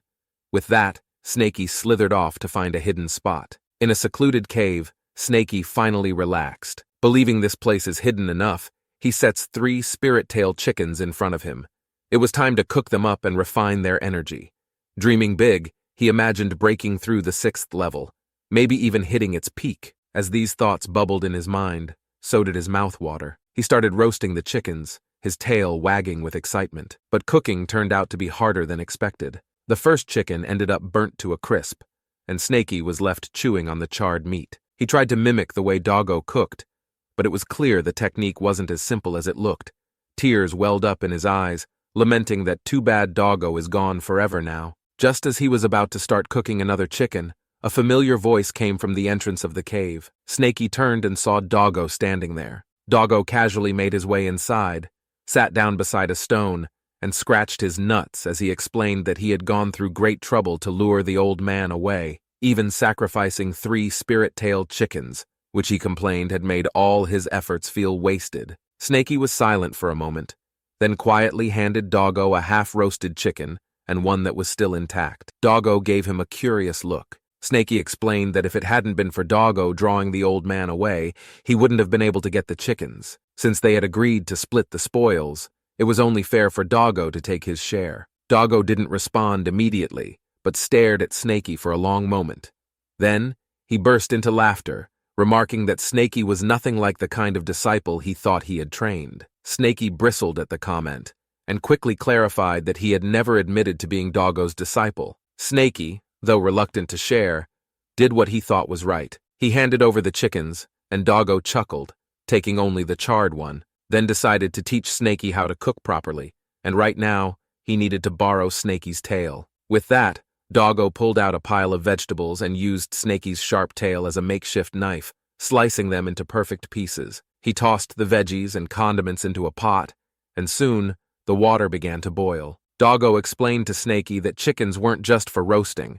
They made an excellent soup, too. He adjusted the fire while stirring and even threw another chicken into the pot. As Snaky poured in more water, Doggo added a handful of medicinal herbs, declaring that this soup was now a powerhouse of nutrition. The aroma wafting from the pot was irresistible, and Snaky couldn't stop drooling. He kept pestering Doggo, asking if it was ready yet. Doggo finally smiled and told him it was good to go. Without hesitation, Snaky stuffed both chickens into his mouth and, using his gravity technique, slurped up the soup in one go. Between bites and gulps, he kept mumbling about how delicious it was. After finishing the lovely dinner, Snaky was so full he could barely move. A while later, he mustered enough energy to begin refining. Doggo sprawled lazily on a nearby rock, waved him off, and told him to go ahead. As Snaky left, Doggo chuckled to himself. He thought about how his silly little disciple had no idea the chicken he said he had lost all ended up in his belly. Sharing one chicken with him and even thanking him, how adorably naive. On the other hand, Snaky began his cultivation. As the cauldron absorbed the energy, he felt the power surge, convinced he was about to break through to the 6th level in one go. But then, the energy suddenly dispersed. He frowned, confused that this didn't make sense. The last time he ate spirit tail chicken broke through immediately. Maybe, he thought, the chickens weren't fully refined. Unwilling to give up, Snaky tried again, but the result was the same. He started to suspect that his foundation might be unstable because the last breakthrough had happened too quickly. Doggo, observing Snaky's frustration, decided to step in. He grabbed the huge wok and spun it in the air, using his tiny paws to gather the residue of the medicinal herbs inside. With precise control, he condensed the remnants into a small pellet, heating it with flames until it became a solid pill. Snaky watched in awe, but before he could say a word, Doggo stuffed the pill into his mouth, telling him this would help him break through blocked energy channels. Wait the second. Did he wash his paw? Because, well anyways, the pill tasted awful, with a burnt aftertaste. But Snaky had no choice but to trust Doggo. Moments later, he attempted his breakthrough again. This time, the energy surged smoothly, and with a powerful jolt, Snaky finally succeeded. We fast forward 10 days later. By now, Snaky has reached the peak of the 6th level. He was still busy practicing his gravity technique while Doggo sat nearby. Doggo teased him, asking if he believed him now. Snaky, feeling a bit embarrassed, reluctantly admitted that Doggo had been right. He added, although he appreciated everything, he swore he'd never steal chickens again, no matter the circumstances. After leaving the cave, Doggo stretched lazily and remarked that they couldn't keep stealing from the same place all the time. Perhaps it was time to find a new place. Snaky, however, shook his head. He thought there was no need to rush. Even though he had just broken through a level, his physical strength hadn't improved much. He didn't even shed his skin, and he only gained one extra golden scale. Snaky reasoned that while humans focused on cultivating spiritual energy, he should prioritize strengthening his own body. Lose sight of that in the pursuit of quick results was a big no-no. Before Doggo could respond, the two froze as their eyes fixed on a horrifying sight ahead. Not far from them, thick smoke billowed into the sky, and flames engulfed the forest. Without hesitation, Snaky darted toward the flames. Doggo, alarmed, chased after him, shouting that he must have a death wish running straight into a wildfire. Doggo tried to convince him it was just an ordinary mountain fire, but Snaky insisted it wasn't. Tears streamed down Snaky's face as he demanded to know who could have done such a thing. Doggo had never seen him so distraught and tried to calm him down, but Snaky shouted that he couldn't stay calm. This was his home. Meanwhile, the culprits stood some distance away, admiring what they had created. One of them, Chen, remarked that the fire should burn for 7 days, more than enough time to destroy the snake demon's lair. His eyes glinted with hatred as he explained that he had only 3 years of life left. His one remaining grudge in this lifetime was to skin that snake demon, extract its tendons, and refine its snake core into a pill. His final disciple tried to console him, assuring Chen that his wish would come true. Chen sighed, his thoughts shifting to his disciple's future. While he was here to take revenge, he also wanted to do something else. A senior elder from their sect's headquarters had shown interest in the area, and the sect planned to establish a branch nearby. Chen explained that once the branch was established, his disciples would gain access to better training resources. The young man grew excited, thinking about how the branch hall could not only raise the local level of cultivation, but also bring prosperity to the surrounding villages and towns. Curious, he asked his master who the visiting elder was. Chen looked up while saying that the person was a powerful cultivator in the core formation stage.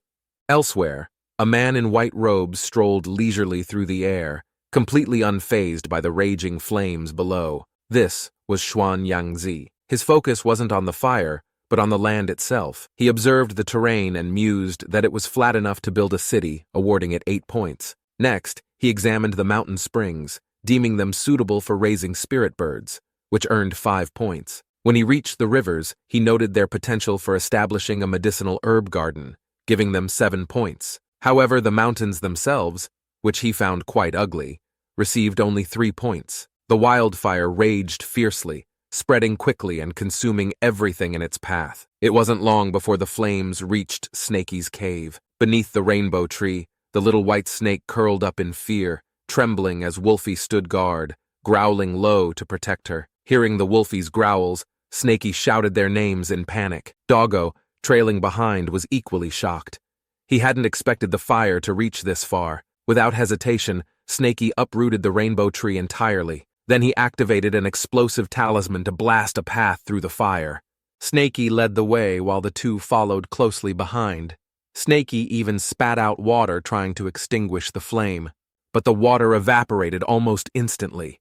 Snaky's mouth was dry from the heat, and Doggo, glancing at him, remarked that this small amount of water wasn't going to save the forest. The scorching temperature was taking its toll on Snaky. But Doggo explained that wildfires like this happened naturally from time to time, especially in hot weather, and suggested Snaky not overthink it. But Snaky was certain this was no accident. He pointed out that, as Doggo had mentioned before, the snake hunting sect often established branch halls in places rich in spiritual energy and snake resources. Doggo understood what Snaky was getting at. Clearly, there must be a prime location nearby that was perfect for a sect to settle. Snaky then brought up his birthplace, the Myriad Serpents Valley, a place where hundreds of thousands of snakes gathered every spring. Doggo finally connected the dots and realized the culprits were burning the mountain to clear the way for establishing a sect branch. But for such a task, they would need a foundation establishment, or even a core formation cultivator to oversee it.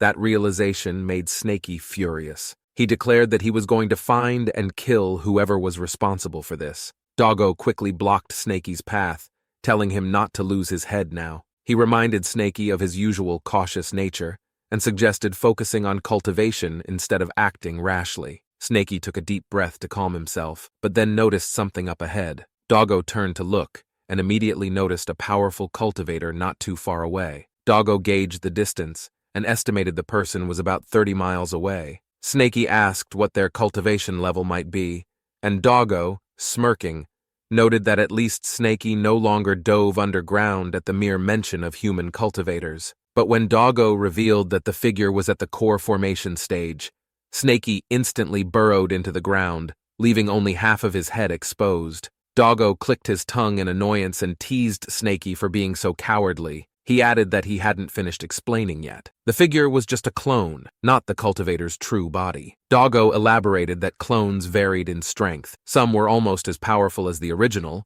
while others were as weak as mere chi refinement. Before Doggo could finish his explanation, the clone suddenly changed direction, as if it had sensed something. Snaky realized the person had picked up their presence and nervously asked if they should start running. Doggo reassured him to stay put and activated a concealment talisman, boasting that even a golden immortal wouldn't be able to detect them now. Moments later, Xuan Yangzi appeared directly above them. He scanned the area and commented dryly that the concealment technique he sensed only deserved 2 points. He remarked there was no need to hide, then aimed a powerful strike at a high point nearby. The sheer force of the attack made Snaky tremble uncontrollably. Doggo tried to calm him, explaining that the clone was merely probing. He didn't know their exact location and was trying to bluff them out. Despite his confident tone, the bead of cold sweat dripping down Doggo's forehead suggested he wasn't entirely sure. Snaky, still shaking, whispered that Doggo had claimed even a golden immortal wouldn't sense them. Doggo admitted sheepishly that Golden Immortal was the name of his former pet. The clone's strike created a large crater, but nothing was revealed. Xuan Yangzi hesitated, wondering if he had been mistaken or if the quality of this particular clone was simply subpar. After a moment of contemplation, he decided to head toward the Myriad Serpents Valley instead. As the person disappeared into the distance, Snaky finally let out a sigh of relief. Doggo, on the other hand, smirked and asked if Snaky had noticed the storage bag hanging from the clone's waist. Snaky, horrified, cut him off immediately. reminding him that this was a core formation cultivator they were dealing with. Doggo waved him off, confidently stating that the clone over there should be quite weak since it didn't spot them. Noting there's a 50% chance of taking him down, Doggo proposed they split the spoils 50-50. After all, this was the clone of a core formation cultivator. Imagine how many spirit stones could be in that storage bag. Snaky, however, was not convinced. He argued that even if they defeated the clone, the original cultivator would surely seek revenge, and he had no desire to make an enemy of such a person. Just as he was about to retreat, Doggo asked him if he didn't want revenge. His home, after all, had just been reduced to ashes. Snaky fell silent. Sensing an opportunity, Doggo crept closer, whispering in his ear, asking, didn't he hate what had been done to him? Did he really want to live the rest of his life as a homeless coward? Snaky hesitated, but a 50% chance wasn't nearly enough for him. He tipped out his collection of golden scales and asked Doggo if these would increase their odds. Doggo's eyes sparkled as he examined the shimmering scales, then claimed their chances had jumped to 70%, then quickly corrected himself to 80%. With some clever strategy, he insisted, they could push it beyond 90%. Before setting off, Snaky found the little white snake and Wolfie hiding nearby. He explained the situation, instructing them to retreat to a neighboring mountain and find a safe, hidden place to cultivate. He promised to return for them once everything was settled. As they left, Doggo secretly infused them with a bit of his own soul. He thought that since fate had brought them together, he might as well give them a small gift. Whether or not they could unlock its potential would be up to them. On the other side, Zhuan Yangzi had arrived at the Myriad Serpents Valley. He was thoroughly impressed, giving the valley a perfect 10, saying this place was an ideal breeding ground. He couldn't imagine a more perfect location for a sect branch. Just as he was preparing to leave and report his findings, a sudden surge of energy caught his attention. Turning toward the source, he spotted someone drawing a magic array. Without hesitation, he hurled an explosive talisman toward it but was easily dodged. Using a gravity technique, he pulled the figure into view and was surprised to see it was just a dog. He demanded to know where the dog's master was. Doggo, however, began to swell unnaturally. His eyes widened in alarm just as the dog exploded, forcing him to dodge the blast. Though he escaped unharmed, he felt unsettled. He even wondered if he had wandered into an illusion array, suspecting there was a powerful cultivator nearby. Deciding it was best to report back to headquarters, he prepared to leave. But before he could act, Doggo's exploded body suddenly reformed and leaped onto his back. He was stunned, struggling to comprehend how was this even possible. Whether this was an illusion or not, it was already too late. Doggo, using the golden scales, sliced through his neck. The next moment, the man's head fell clean off, tumbling through the air. Doggo was surprised at how easy it was, but his relief was short-lived. The headless body reached out and grabbed him by the throat. In a calm voice, the man remarked that losing his head was hardly an issue for a wooden clone. He coldly added that Doggo's tactics deserved no more than a 6 out of 10, barely passing. Doggo found himself tricked, but he wasn't about to give up. With one swipe of his paw, he twisted the headless body's arm into a knot. This wasn't exactly their original plan. He assumed the man was just a low-tier paper clone to scout the area, believing that chopping off the head would finish the job. Snaky had worried earlier, wondering what would happen if it wasn't a paper clone. Wouldn't that put Doggo in danger? Doggo had laughed at the time, bragging about his keen eye and saying he could recognize the type of clone from miles away. Now, recalling their earlier conversation, Doggo couldn't help but curse Snaky for being such a jinx. Frustrated, he let out a loud shout into the distance. In an instant, several streaks of golden light zipped through the air, piercing the body of the clone. The detached head twitched in realization. Doggo was nothing more than bait. At that moment, Snaky burst out of the ground, sinking his fangs into the severed head. Without missing a beat, he unleashed a fireball, engulfing it in flames. The person was shocked that he hadn't sensed anything below the ground until now. As the head was reduced to ashes, he mused that their teamwork deserved a perfect 10. Doggo, however, was less enthusiastic. He collapsed onto the ground, rubbing his head and groaning. It turned out the clone was the wooden level, not a paper one. He muttered about how expensive wooden clones were and how ridiculous it was to use one for reconnaissance. When Doggo glanced over at Snaky, he noticed he was still spitting fire in frustration. Alarmed, Doggo quickly told him to stop before he accidentally started another wildfire. Snakey flicked his tail in annoyance, then turned toward Doggo, staring at him intently. Doggo thought Snakey was worried about him, only to be asked, "This is your so-called 80% chance of success?" The two bickered back and forth, with Snakey collecting the golden scales scattered on the ground and chomping them down as he grumbled about how Doggo was always full of hot air. Doggo, unfazed, pulled out a jade slip and pointed out that if he hadn't intercepted it, the information inside would have been sent back, and they'd be in deep trouble. Snakey, ever cautious, told Doggo to destroy it immediately. With a few well-placed fireballs, the jade slip was reduced to ashes. Doggo looked at the remains in surprise, commenting that Snakey's black flames were strong enough to destroy a jade slip. Snakey ignored the compliment, asking only if they were safe now. Although the message hadn't been sent, the core formation cultivator's original body would know exactly where the clone had been destroyed. It was only a matter of time before he came to investigate in person. Hearing this, Snakey froze for a moment before bolting into the distance. Doggo sighed in exasperation.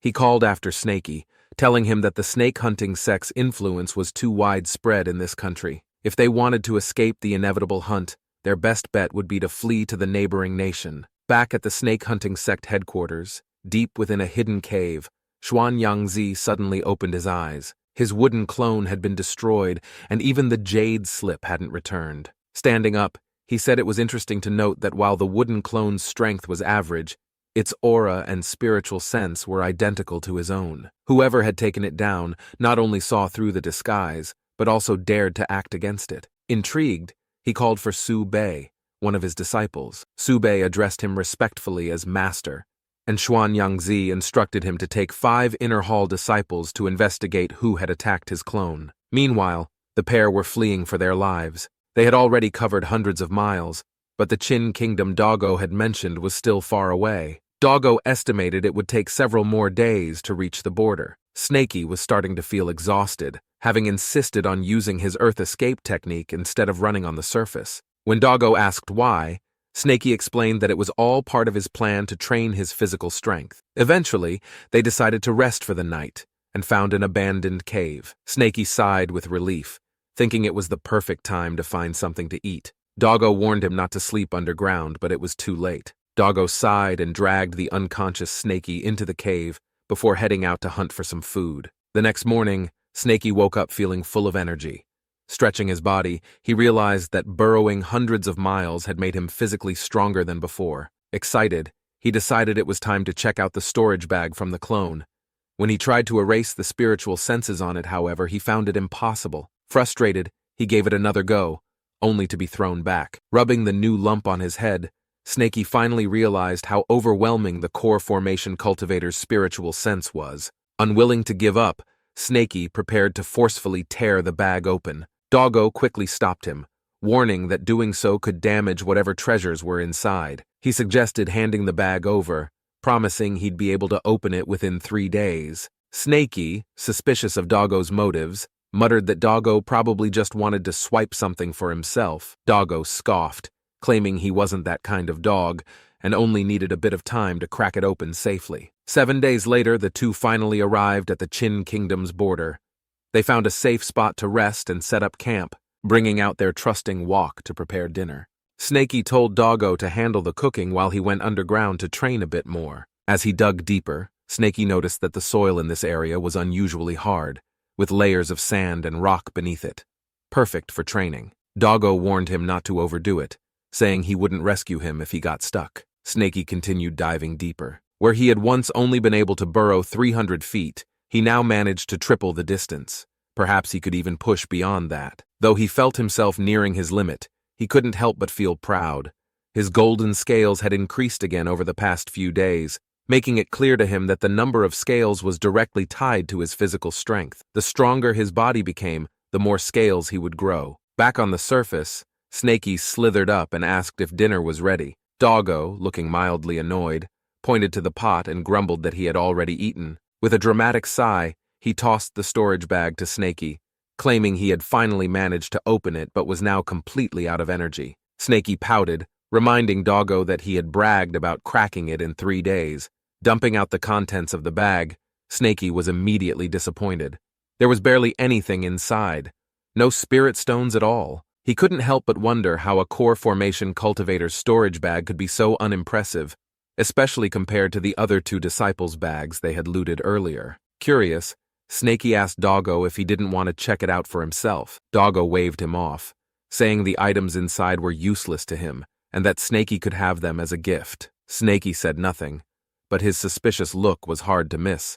Doggo, catching on, quickly defended himself, asking how a master could possibly stoop so low as to steal from his disciple. Snaky, narrowing his eyes, called Doggo's name sharply. Then, with a dramatic flair, he opened his mouth wide and demanded Doggo hand over whatever he'd taken. Doggo immediately cracked under the pressure, blurting out, "Spirit stones? What spirit stones? I didn't take anything." His hasty denial only made Snaky angrier, as he hadn't even accused him yet. The two bickered until Doggo finally admitted there were 10 spirit stones in total. He reluctantly agreed to split them, handing Snaky half while muttering under his breath about how young Snaky was and how he needed Doggo to save the rest for his future. Snaky rolled his eyes, ignoring Doggo's parental wisdom, and instead turned his attention to a jade slip from the bag. It seemed to contain instructions for crafting wooden clones. Doggo called it a waste of effort and suggested Snaky forget about it. He explained that wooden clones were inefficient and not worth the trouble. Instead, Doggo recommended learning a superior type of technique, one where the clone could be even stronger than the owner himself. Snaky's eyes lit up with interest, but Doggo's expression darkened and clarified that he was referring to puppet techniques. He explained that puppet crafting was one of the 6 core arts of cultivation, and much more worthwhile to learn. Snaky was clearly confused, so Doggo took it upon himself to explain. He told Snaky that the #1 sect in the Qin Kingdom was the Heavenly Puppet Sect, renowned for its puppetry. According to rumors, their puppets were often stronger than their masters, feeling no pain, with bodies as tough as demon beasts. To top it off, the more powerful people could control hundreds of puppets at once. Hearing this, Snaky's eyes lit up with excitement. He imagined unleashing 100 puppets in battle, swarming any human cultivator in his path, and the thought of beating the shit out of them left him grinning ear to ear. Seeing Snaky lost in his daydreams, Doggo gave him a light smack on the head and told him to get some sleep since they had more traveling to do the next morning. As the sun rose, they reached a river called the Geese Falls River. As the name suggests, even geese will fall when trying to go across. The strong whirlpools in the water made it dangerous, even for cultivators trying to fly over. Snaky suggested swimming across, but Doggo warned him about the river's treacherous currents and decided they should just pay for a boat ride. At the dock, the ferryman suddenly heard a voice but couldn't see anyone speaking. Looking down, he spotted a tiny figure. It was a very short man who explained he didn't have silver and would pay with spirit stones instead. The ferryman, obviously agreed, welcomed him aboard with enthusiasm. Other passengers on the boat weren't as polite. Some mocked him for his height, their comments growing increasingly nasty. The next moment, the tiny man casually waved his hand, sending these guys flying into the distance like rag dolls. The remaining passengers stared in awe, realizing this was a cultivator. Doggo snorted inwardly, calling the mortals foolish. Snaky, however, nudged him, pointing out that Doggo himself had claimed they should keep a low profile, so why had he gone and stirred up trouble? Doggo brushed it off, but before he could respond, a sweet female voice rang out, announcing the arrival of Elder Joe. She mentioned that the Qin Kingdom's young prince was also aboard the boat. The old man nodded and thanked the girl for leading the way. Doggo froze. That voice sounded way too familiar. When he turned to look, his heart sank. It was none other than the old man from the Xiao Yao sect who looked after the chickens. Snaky panicked, but Doggo grabbed him and whispered for him to stay calm. They were in disguise, and as long as they didn't act suspiciously, they wouldn't be recognized. Snaky, still uneasy, questioned how Doggo hadn't sniffed out the old man before. Doggo rolled his eyes, asking who would remember the sour stench of some random old man. Unfortunately, the old man seemed to sense something familiar and turned to glance their way. Just as the pair tried to slip away, he called out to them. With a friendly smile, the elder asked if they had met before. Snaky felt his heart drop, mentally preparing for a quick escape. Doggo, however, stayed composed. He turned around and replied smoothly, praising the elder's memory and claiming they had crossed paths at an auction once. The elder furrowed his brow in thought, and Snaky couldn't help but think Doggo's excuse was paper thin. But after a moment, the elder nodded and said he remembered the two meetings 6 years ago. Doggo chuckled, once again complimenting the elder's sharp memory. Snaky couldn't believe it actually worked. Before the conversation could go further, a servant approached and informed the elder that the young prince was waiting for him upstairs. The elder excused himself politely, and Doggo returned the gesture, wishing him a good journey. Soon, Snaky whispered to Doggo, asking if they had really met before. Doggo smirked and explained that people from big sects often attended auctions, but it was impossible for someone like the elder to remember everyone. Yet no one wanted to admit to having a poor memory, especially prideful old men. Snaky sighed in relief and slithered toward a corner to hide, but Doggo mocked him for being such a coward, suggesting they could always fight if things went south. Snaky shot him a glare, pointing out that Doggo had been sweating buckets just moments ago. Wait a second. Dogs don't sweat, though, so what exactly did Snaky feel? Anyway, he then wondered aloud why Elder Joe would be traveling with the Qin Kingdom's royal family. Doggo, with a philosophical air, quoted, "The world bustles for profit, and the world hustles for gain." Snaky stared at him blankly, completely lost. Doggo smacked his own forehead. Why would he even say this to a snake in the first place? By nightfall, the pair arrived at a border town in the Qin Kingdom. Deciding to rest for the night, they made their way to a lively tavern where the air was filled with raucous laughter and the clinking of cups. The server welcomed them warmly and quickly led them to a private room on the second floor. Soon, a feast of exquisite dishes was spread before them, the aroma enough to make their mouths water. The table was piled high with exotic dishes, all made from demon beast meat. Although Doggo was just as tempted as Snaky, he kept his composure. He tells the man that he will be calling him over if he ever needed anything else. Once the waiter left, the pair dropped their disguises, shoved the vegetables aside, and dug into the meat with gusto. Snaky devoured a demon fish with delight, while Doggo grabbed a drink and Snaky wanted to try to. But as soon as he took a sip, he spat it out in disgust. "What kind of garbage is this? Even a dog wouldn't drink it," he grumbled. Snaky took a sip as well, only to make a face. "It tastes weird.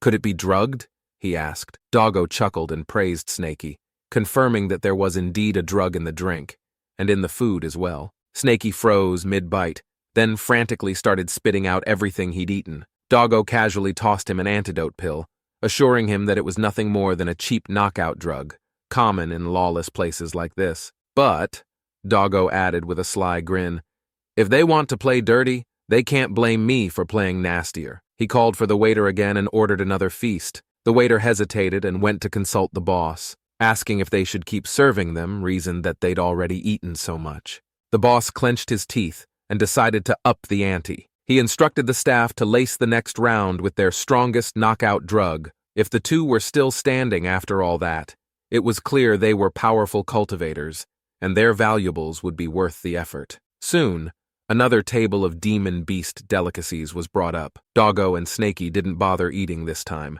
They simply stored everything in their storage bags and prepared to leave. Snaky hesitated at the open window. "Are we just leaving like this?" he asked. Doggo gave him a look asking if he was planning to pay. He explained that the place was shady AF, and there were human bones piled up in the kitchen. Snaky, however, had a different question in mind. "Shouldn't we kill them all, loot the place, and burn it down?" Doggo froze for a moment, then muttered that sometimes Snaky was even less of a human than him. Snaky pouted, reminding Doggo that he wasn't human in the first place. When the boss and his cronies finally burst into the room, they found it empty save for the remnants of food and discarded bones. Furious, the boss slammed the table and ordered his men to notify the Heavenly Puppet Sect. "No one eats my meat for free. I don't care who they are, they're dead." Meanwhile, our lovely duo had found an abandoned house to rest in. Doggo tells him to keep cultivating while he goes out for a quick errand. Snaky agreed, but immediately suspected Doggo was up to no good. Using a concealment talisman, Snaky quietly followed him. Sure enough, Doggo headed to a weapons shop to sell 3 high-quality weapons. The shopkeeper listened as Doggo demanded 8 spirit stones and asked to inspect the goods. Snaky seethed as he watched from the shadows, realizing these items were from the storage bag they had taken from the clone. He grew angrier with each stop Doggo made, next to a pill shop where Doggo earned 15 spirit stones, and then to a materials shop. The further they went, the more Snaky fumed. So much for splitting 50-50. As Doggo walked out of the materials shop, he suddenly felt a murderous aura behind him, wondering what it was. At the same time, Snaky, hiding nearby, heard two men complaining about their situation. One of them cursed whoever had dragged them out so late at night, calling it a waste of time.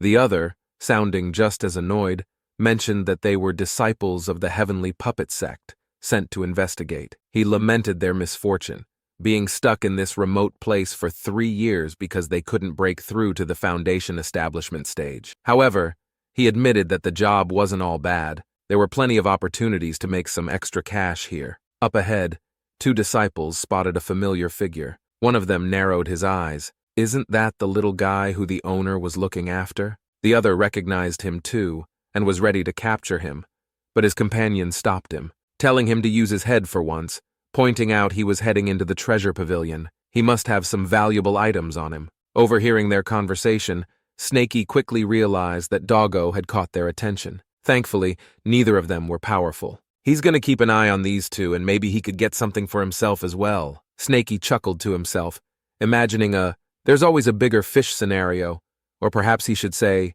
there's always a bigger snake. Inside the treasure pavilion, Doggo was personally greeted by the shopkeeper. The moment the shopkeeper saw the storage bag Doggo carried, his expression shifted, and he immediately invited Doggo into a private room. Turning to an assistant, he barked orders to shut the front door. The assistant hesitated, mentioning there were still customers outside, but the shopkeeper waved him off. The doors were promptly shut, leaving the two disciples outside. The two disciples, standing in the rain, exchanged glances and confirmed the guy must have had a lot of stuff on him. But the treasure pavilion pays a lot in tribute every year, so they don't plan to mess with them and decide to wait outside. Some time passed, and the rain didn't let up.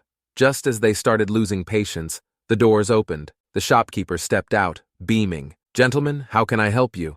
he asked with a polite smile. Dropping all pretense, one of them grabbed the shopkeeper by the collar, telling him to cut the act, and demanded to know where the little dude was. Terrified, the shopkeeper stammered that the customer had already left, through the back door. The two disciples immediately let him go and rushed out the back, scanning the streets with their spiritual senses. Snaky, watching from a distance, observed Doggo ambling along at a leisurely pace. Despite his anger over Doggo's earlier antics, Snaky noticed that Doggo had picked up a few items he could actually use, which softened his mood slightly. Still, he couldn't shake the feeling that Doggo had intentionally slowed down, as if he were baiting the two. Was this another one of Doggo's schemes? The disciples tracked Doggo to an abandoned place on the outskirts of town. One look at the rundown building, and it was obvious there was a trap. Pushing open the door cautiously, they saw nothing but a black dog sitting in the center of the room. One of the disciples stepped forward, bowing respectfully. He introduced himself as someone responsible for maintaining order in the area, and claimed he had no ill intentions, only wishing for a conversation. The other guy, less patient, scoffed at the overly polite approach. Drawing his sword, he pointed at the dog, which casually lifted its leg and urinated in front of him. Enraged, the disciple declared that anyone who refused to show themselves would meet the same fate as the dog. He swung his sword, slicing Doggo clean in two. As he counted down, expecting someone to reveal themselves, the severed half of Doggo's body suddenly lunged at him. But he knew what's up. Without hesitation, he summoned two lizard puppets and sent them toward Doggo. But against Doggo, these were nothing but junk. Snaky, observing everything from outside with his spiritual sense, noted the disciples' growing desperation. One of the lizard puppets suddenly spat out a fireball, igniting an explosion that collapsed the entire place. Dust and debris filled the air, and the two disciples retreated, thinking they had the upper hand. However, as the smoke cleared, Doggo's body began reforming, piece by piece, before their horrified eyes. The lizard puppets, barely touched bits of Doggo's flesh, started malfunctioning. Soon, the disciples panicked as Doggo's figure loomed before them. The disciples cursed Doggo, calling him a monster. Meanwhile, outside, Snaky observed the scene with growing amusement. Clearly, that one guy can't hurt Doggo, but he will step in and help if things get dicey. This way, Doggo will owe him a favor, so he's just gonna glue his eye on the other guy for now. One disciple was already exhausted, panting heavily as he shouted to his senior brother that the black dog's techniques were far too strange. Neither sword nor blade could do anything against him. The senior disciple, who had been standing quietly, finally made his move. Without a word, he summoned a massive frog puppet, and the two finally attacked together. As soon as Doggo laid eyes on that toad puppet, he couldn't help but laugh because this thing looked dumb as shit. But there was no time for jokes because, at that moment, the two had launched their attacks. The senior brother whipped out his fan, and a fierce wind, sharp as blades, slashed through the air. In an instant, Doggo was diced into tiny pieces. Meanwhile, the wind caught on Snakey's little storage bag and got him choking. On the other side, the toad puppet sprang into action. Without giving Doggo a chance to reform his body, it took a deep breath and, followed by a loud burp, it sucked everything into its tummy. Watching this unfold, one of them was sure Doggo was done for, but the senior brother warned against letting their guard down. Snakey, too, thought Doggo had been swallowed whole. Just then, something seemed off with that puppet. Before anyone could react, Doggo exploded out of the toad's body like a horror movie jump scare, completely wrecking the puppet in the process. The senior brother stood there and couldn't believe his unbeatable puppet, the one that had crushed every opponent under the Foundation establishment stage, had been destroyed just like that. Both of them realized things were going south fast. They turned to run, but it was too late. Doggo had already appeared behind them. One of them tried to play the big shot, warning Doggo that he was a disciple of the Heavenly Puppet sect. Did he really dare to kill him? The senior brother didn't waste time with threats. He figured, sure, maybe Doggo could counter puppets, but there was no way he could deal with artifacts too, and with that, the two of them charged again. Doggo just smirked, thinking, did these guys seriously think their strength was enough to take him down? What a joke. A second later, he unleashed an attack. Black mist swirled like a violent storm, hammering them from all directions. Their screams filled the air, and Doggo just chuckled darkly, suggesting they might as well turn into minced meat already. Snakey, watching from the side, was genuinely surprised. Who knew Doggo was this powerful? He realized he needed to train harder himself. Just as he was heading back, something caught his attention. He slithered toward the source and turned a corner, only to see someone on the ground, twitching like crazy. At first, he assumed it was just some random hobo having a bad day. But then, why was the guy flailing his arms like that? Was he an idiot? But the moment Snakey noticed the scar at the corner of the guy's eye, he recognized this was the same human from before. Meanwhile, back at Doggo's side, he had completely finished off the two opponents and decided to use a soul-searching technique. But nothing happened. At that moment, both he and Snakey realized that the guys they just fought were actually puppets. Snakey immediately slithered back, his mind racing. The Heavenly Puppet sect was rumored to have techniques that could create puppets identical to their real bodies. If that was true, then this guy in front of him was probably the real deal. But what if this was another fake? He quickly scanned the area with his spiritual sense, but nothing suspicious within 100 meters. Just this one guy. But he couldn't be careless. What if this guy had some kind of powerful artifact?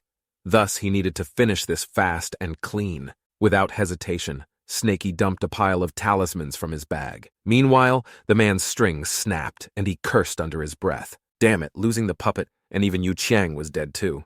Who the hell was that black dog? Just as he was cursing his misfortune, he suddenly felt an intense heat behind him. He turned around, and in front of him was a massive fireball, covered in layers of talismans. He jumped to his feet, eyes wide in horror, saying, "What the hell is this now?" Snakey also panicked, saying, "Damn it." The guy had woken up at the worst possible time. His mouth was already burning, and the fireball had reached its maximum size, so he quickly spat it out.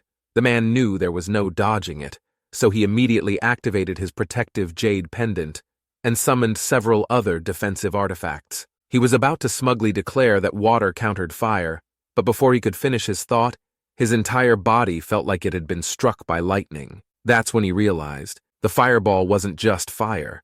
It was packed with thunder talismans too. Everything shattered instantly. And as the realization sank in, he noticed something even worse. Whoever it was had fused multiple elemental talismans together. Fire, thunder, maybe even more. Wasn't he afraid they'd explode on him instead? He tried to retreat, but his heart dropped when he saw the walls behind him, which were covered in even more talismans. What kind of lunatic does this? He cursed internally, but deep down he already knew this was going to be a very bad day. But by the time the man realized what was happening, it was already too late. Snakey triggered the explosion, setting off multiple layers of talismans at once. The man panicked and immediately activated his bell artifact. But before he could even breathe a sigh of relief, a golden scale shot out, breaking through the artifact. His face twisted in horror. But before he could even react, a deafening explosion followed. When the dust settled, he was still alive, but barely. His face was unrecognizable, and he couldn't believe that even after all that, he was still getting wrecked. Then, from the shadows, something slithered toward him. He saw the glint of scales and weakly asked what the heck was attacking him. Realizing the guy wasn't dead yet, Snakey didn't waste any time. He spat out a fireball. Of course, one wasn't enough. A second one, then a third. Then countless fireballs rained down on the poor guy. Meanwhile, on the other side of the city, residents were starting to freak out from the endless explosions. Some thought it was gangs fighting each other again, while others didn't care to find out and just started running for their lives. Doggo, who had just finished looting the enemy's storage bag, also heard the commotion. His first thought? Yep, that's definitely Snakey. But what was scaring the little guy so much? Not wasting any time, Doggo used his soul-searching technique on the corpse in front of him, surprised to find this one wasn't a puppet. With that all done, he hurried up and went to find Snakey. But Snakey wasn't exactly in trouble. He was actually busy looting, and from the look on his face, he had just hit the jackpot. Doggo, meanwhile, finished digging through the guy's memories. After all that effort, all he got was the first level of the puppet sect's technique. He scoffed.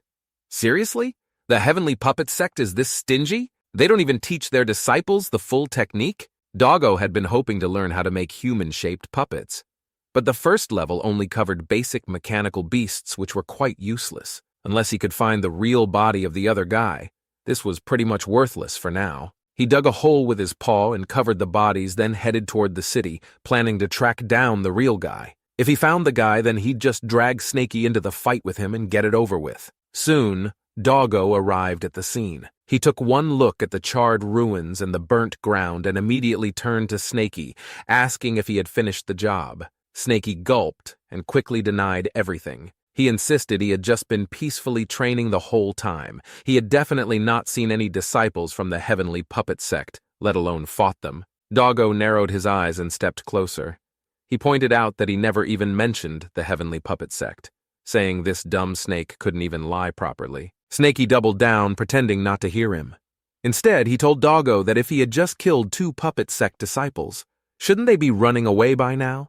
Because Snakey himself was getting out of here, and just like that, he tried to slither off. Too bad Doggo was faster. He grabbed Snakey and reminded him that they needed to split the loot fair and square. Snakey fumed, saying Doggo still hadn't answered for secretly fencing stolen goods behind his back.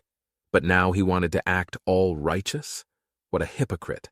Not far away, 2 people who had heard the explosions were already fleeing for their lives. They had no idea what just happened, nor did they care. They just knew that sticking around was a bad idea. By the time the 2 finally stopped bickering, they were both out of breath, but had reached a deal. Doggo pulled out the loot from the storage bag, the pills and demon beast meat he had traded for at the treasure pavilion, and split the spirit stones in half. Snakey accepted the goods without hesitation and immediately tried to run again, but Doggo caught him. "And what about the human stuff?" he asked. Grumbling, Snakey pulled out the remaining loot. Unfortunately, the storage bag had burned to ashes, so only 2 things survived, a suit of armor and a small bell. Doggo clicked his tongue, saying, "Now these are some real treasures." The bell was slightly broken, but Doggo said he could get it fixed later, saying he would let Snakey take it. But before Snakey could get excited, Doggo suddenly leaned in close to the armor and started licking it. Snakey's instincts immediately tell him Doggo is up to no good. Sure enough, in the next second, Doggo snatched up the armor and bolted. Snakey instantly realized he'd been played. With a flick of his tail, he swept it toward Doggo, but of course that crafty mutt dodged with ease. Now fully suited up, Doggo smugly announced that Snakey needed to reach a higher level to even wear this armor. Since Snakey wasn't there yet, he'd be taking it for himself. Snakey pouted, but the moment he saw how the armor adjusted itself perfectly to Doggo's body, his eyes lit up saying, "Damn, that thing looks cool!" Still, he wasn't giving up. But before he could argue, Doggo decided to sweeten the deal by offering all the puppets they had looted. Snakey glanced at the pile of trashy puppets from that foolish human cultivator and immediately suspected Doggo was trying to scam him again. Doggo told him to hold his horses, then pulled out a huge chunk of dark gold stone and declared that he was going to forge the ultimate puppet for Snakey. Not only that, he'd even enhance the existing ones. Snakey reluctantly agreed, though what he didn't say was he had hidden away a special jade stone from the loot, and he had a strong feeling that was the real treasure. At this point, their war spoils consisted of the bell artifact, the armor, the dark gold stone Doggo planned to use for puppet making, and the mysterious jade stone Snakey was keeping secret. Of course, Snakey was sure Doggo had also kept a few things for himself. He figured it was time to start learning from the Mutt's sneaky ways. With their loot sorted, it was time to find a good place to train. Doggo pointed at the mountain ahead and told Snakey to take a good look. Snakey thought it was just a regular mountain. Doggo corrected him, saying it was a spirit mountain, once a prosperous mining site for spiritual stone ores almost 500 years ago. Soon, they arrived at the mountain peak. As expected, the mines had been completely excavated centuries ago. However, the mountain still had the richest spiritual energy in the area, and best of all, no one ever came here, which was perfect for training. As they ventured deeper, they spotted some human skeletons scattered around. Doggo sniffed the air, then confidently declared that he had found the perfect spot. He pulled out a giant pot and told Snakey to fill it with water. Snakey obliged, but before he could ask what was next, Doggo dumped a bunch of mysterious powder into the water, saying it was for body refinement. The next second, Doggo grabbed Snakey and yeeted him straight into the pot. Instantly, Snakey's entire body turned red as an unbearable burning sensation spread through him, and he was unprepared for the pain. Doggo, watching from the side, casually informed him that the first body refinement was always the most painful, but also the most effective. He advised Snakey not to pass out if he could help it. Snakey, gritting his teeth, declared that his willpower was 100 times stronger than the average person's, and that there was no way he'd pass out. Moments later, Snakey's old skin dissolved into the water, along with a bunch of impurities that his body had expelled. Snakey was thrilled about shedding his skin, and he excitedly told Doggo about it. Doggo chuckled and told him that body refinement lasted 7 days, so he should get comfortable. Leaving behind some demon beast meat, Doggo headed off to explore the mine. 7 days quickly passed. By now, Snakey had grown another meter, reaching a total length of 4 meters. However, he gained a new ability that allowed him to freely adjust his size, shrinking down to 1 meter whenever he wanted. At the same time, his strength and speed had tripled, making him way stronger than before, even though his cultivation level hadn't technically increased. But the real prize had to be his golden scales, which had spread further, now covering his entire tail and creeping up his torso. Snakey flicked his tail and admired his new form, saying, "Not bad. Not bad at all." The body refinement was finally over, but Doggo was still nowhere to be seen. Perfect. Snakey figured this was a great time to check out that mysterious jade stone he had looted earlier. He sent his spiritual sense into the stone, but all he saw was darkness. At first, he thought something was wrong with his spiritual sense, so he quickly looked elsewhere to test it out. Nope, everything else looked fine. So, he tried again. This time, as he ventured deeper into the jade, he suddenly hit a wall. This caused him to wonder if this was some kind of massive storage space. Curious, he kept going. After slithering further, he bonked his head onto something hard, rubbing his head. Oh wait, he doesn't have arms.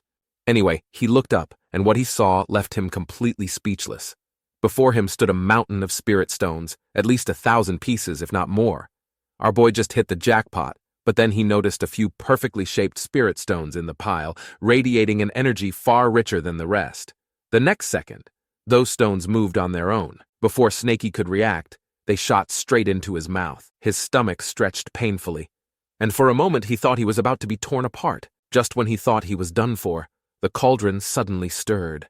A golden dragon emerged and instantly devoured the spirit stones. Snaky gasped for air as his stomach finally settled. He had no idea what just happened. However, the cauldron had only eaten those specific stones, ignoring the rest.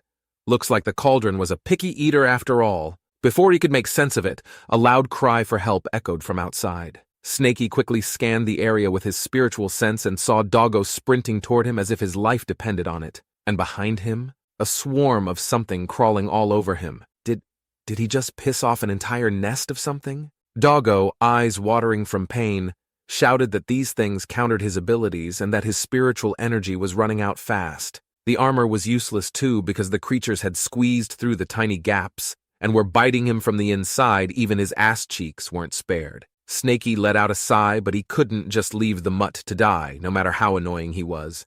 Snaky then said if he ever got killed, it'd definitely be Doggo's fault. Snaky burrowed underground using his earth escape technique. A second later, he popped up above Doggo and rained down a fireball attack. Doggo, with the last of his energy, shielded himself. After a loud explosion, the entire mine lit up in a sea of flames, completely wiping out the swarm of ants. Or so they thought. More of them immediately crawled up from underground. Realizing this was bad news, Snaky grabbed Doggo with his tail and bolted. Even with his earth escape, they just couldn't shake off the swarm. The moment they resurfaced, they found themselves at the edge of the Geese Fall River. Snaky turned to Doggo, asking, "What now?" "Do they swim across, but that's basically digging their own grave." Doggo shook off the dirt, and instead of answering, pulled out a fan. Snaky instantly recognized it. It was that human cultivator's weapon. Just as he expected, Doggo had been holding out on him, so he muttered under his breath saying this old dog really couldn't be trusted, but he hopped onto the fan anyway. Glancing back, he noticed the swarm shrinking away under the sunlight. Looks like they were afraid of the sun. Curious, he turned to Doggo. "So, how did you even end up in this mess?" Doggo explained that these were spirit-devouring ants, creatures that specialized in eating spirit stones and usually nested beneath mines. The moment they sensed spiritual energy, they'd swarm in a frenzy. Doggo believed it was his naturally abundant spiritual energy that had drawn them out. But Snaky knew better. Pretending to be casual, he asked, "How far can they sense spiritual energy?" Doggo thought for a moment before answering for normal spirit stones. "It's about 100 meters. For high-grade stones, it's about 1 kilometer. But if it's supreme-grade spirit stones, they'll probably go berserk." Then asked Snaky why was he asking. Snaky said he was just curious, but gulped nervously and knew he was the actual culprit. Before he could dwell on it, the sky darkened and the sound of thunder rumbled in the distance. Snaky nervously glanced at the fan. Are we sure this thing is safe?" Doggo scoffed, saying, "Of course," pointing out this is a top-tier artifact and how there's absolutely no way something will go. "Well, this is why you don't jinx stuff." He didn't even get to finish when a massive lightning bolt struck them directly. Snaky, still trembling from the lightning strike, turned to Doggo and asked, "What did you wanted to say again?" But before Doggo could answer, they both noticed the fan had shattered. And just like that, with 2 simultaneous screams, they plunged straight into the river. Unfortunately, their bad luck didn't end there. They got sucked into the most terrifying whirlpool in the area. The current was so strong that they couldn't control their bodies at all. Thinking fast, Snaky shrunk his body to reduce resistance, and then tried using water bullet technique in the opposite direction to counter the pull. It didn't get him out, but at least he could stay steady. He quickly poked his head above water to share this genius plan with Doggo, except Doggo was nowhere to be seen. Using his spiritual sense, he spotted Doggo already spinning wildly inside the vortex, already passed out. Snaky cursed, saying this old dog is useless. If he gets sucked in, he's done for, and I'm definitely not going after him. Then, the next second, he dove straight in and wrapped his tail around Doggo. "Damn it! Now I'm getting pulled in too!" No time to think. He quickly noticed several large rocks below. That must be what was causing the whirlpool. Clenching Doggo in his jaws, Snaky used his tail to shatter the rocks one by one. Just as he suspected, the whirlpool immediately disappeared. With all the strength he had left, Snaky dragged Doggo to shore. One look at Doggo's limp form and Snaky realized, yep, the mutt had drowned. Should he help him the human way, like the mouth-to-mouth stuff? But the thought made him gag. Then, a saying popped into his head. Beating a drowning dog. That sounded like a good idea. So Snaky whipped his tail against Doggo's stomach. And maybe accidentally smacked his face a few times, too. A few minutes later, Doggo gushed out a mouthful of water and gasped for air. Snakey proudly announced that he was now Doggo's lifesaver. But Doggo, on the other hand, looked like he didn't even know who he was.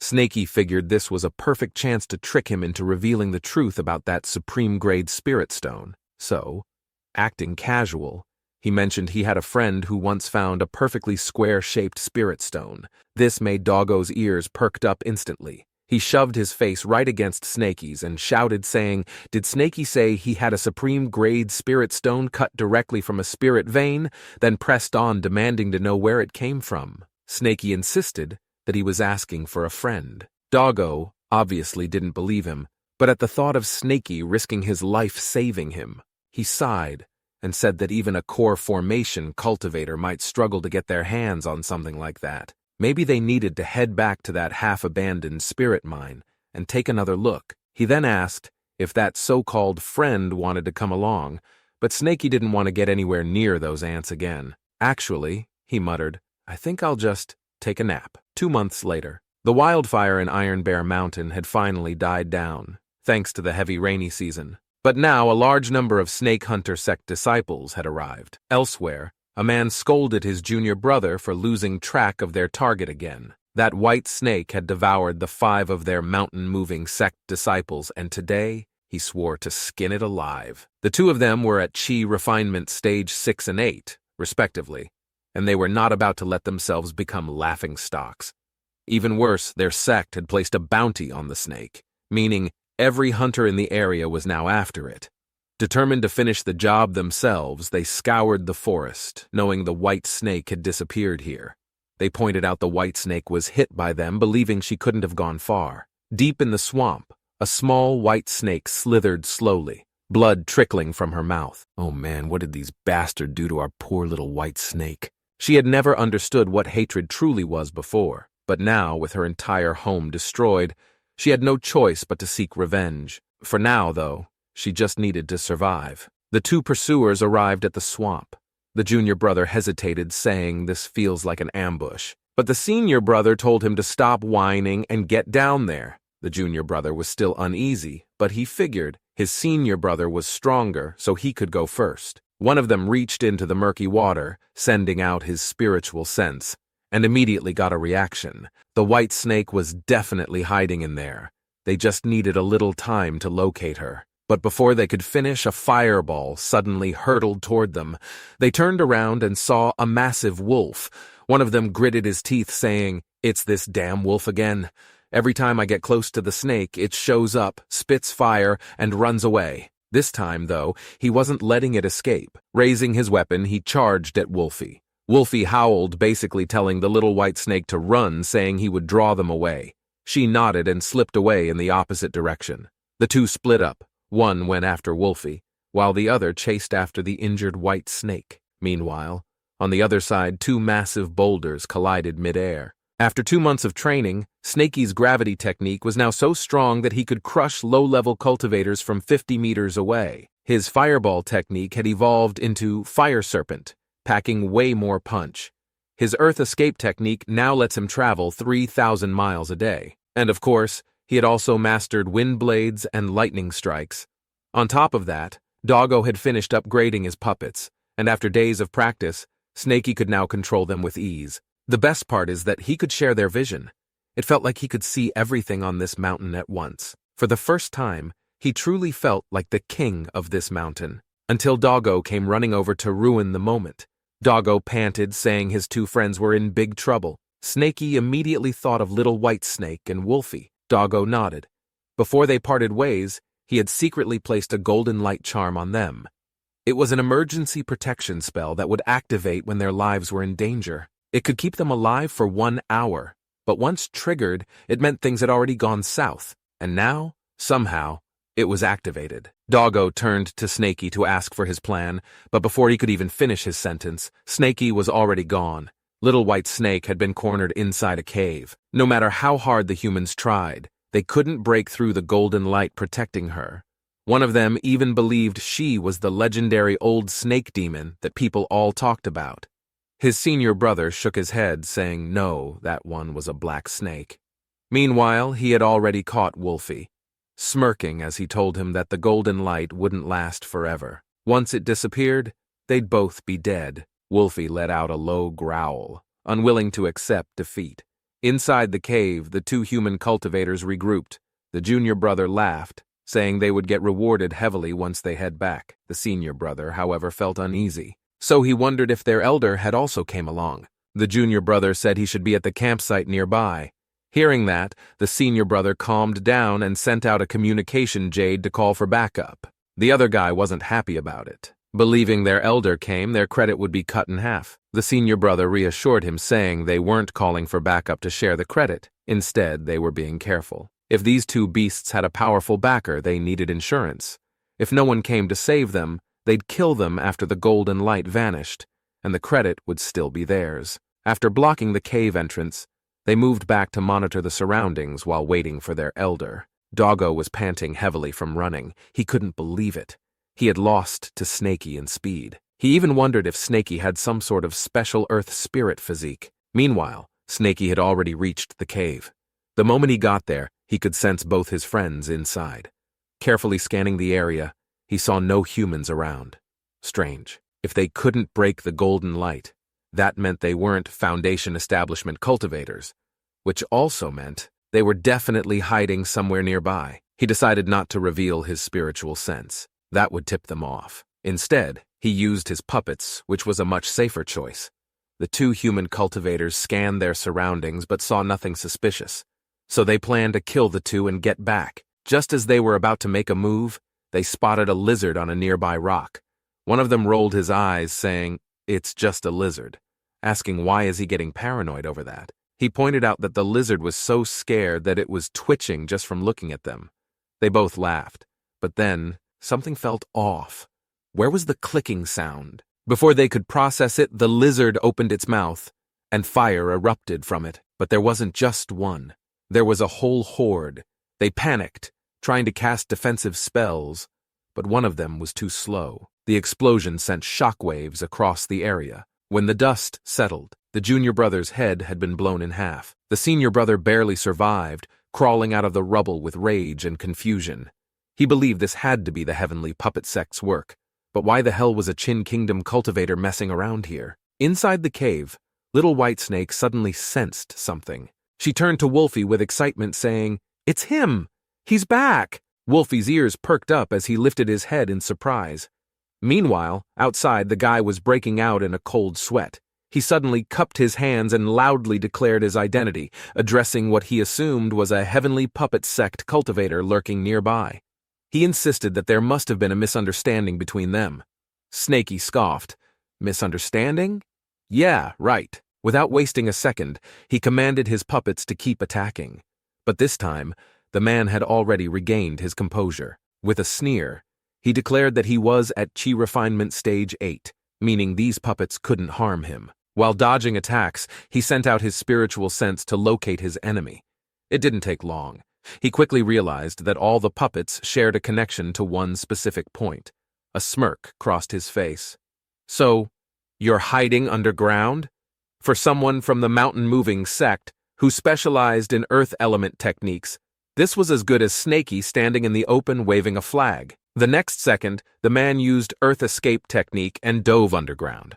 Snaky wasn't surprised that the lizard puppet could only take down mid-stage Qi refinement cultivators. But something else caught his attention. This guy's clothes didn't match the Snake Hunter sect's uniforms. Instead of worrying, the man still believed he was dealing with a Qin Kingdom cultivator and launched his attack. Snaky responded with wind blades. The man scoffed, saying using wind blades underground was stupid, saying it was like hitting a rock with an egg. But he couldn't have been more wrong. The moment his weapon and attacks were completely neutralized, his eyes widened in horror. He didn't even have time to process how this was possible before suddenly the wind blade ripped through his arm. The pain shot through him, but he clung to one hope, believing the elder was nearby. If he could just buy time, he could survive. He even considered dropping to his knees to beg for mercy. But before he could say a word, a massive black snake loomed over him. A lightning bolt shot straight from Snaky's mouth. Before the man could even scream, Snaky's tail slammed down with full force. "Mess with my people? You deserve to die." With a thunderous explosion, Snaky burst out of the ground, spitting out dirt in the process. He frowned, believing lightning strike was too loud. If more enemies were around, they'd be on him soon. Glancing at the corpse, he recalled the guy had mentioned his elder. Wait, was that his backup? If so, he needed to grab his friends and get out. But before he could move, a massive blade slammed onto the ground. Standing atop the blade, a man stared down at him with interest. Black Snake? He murmured.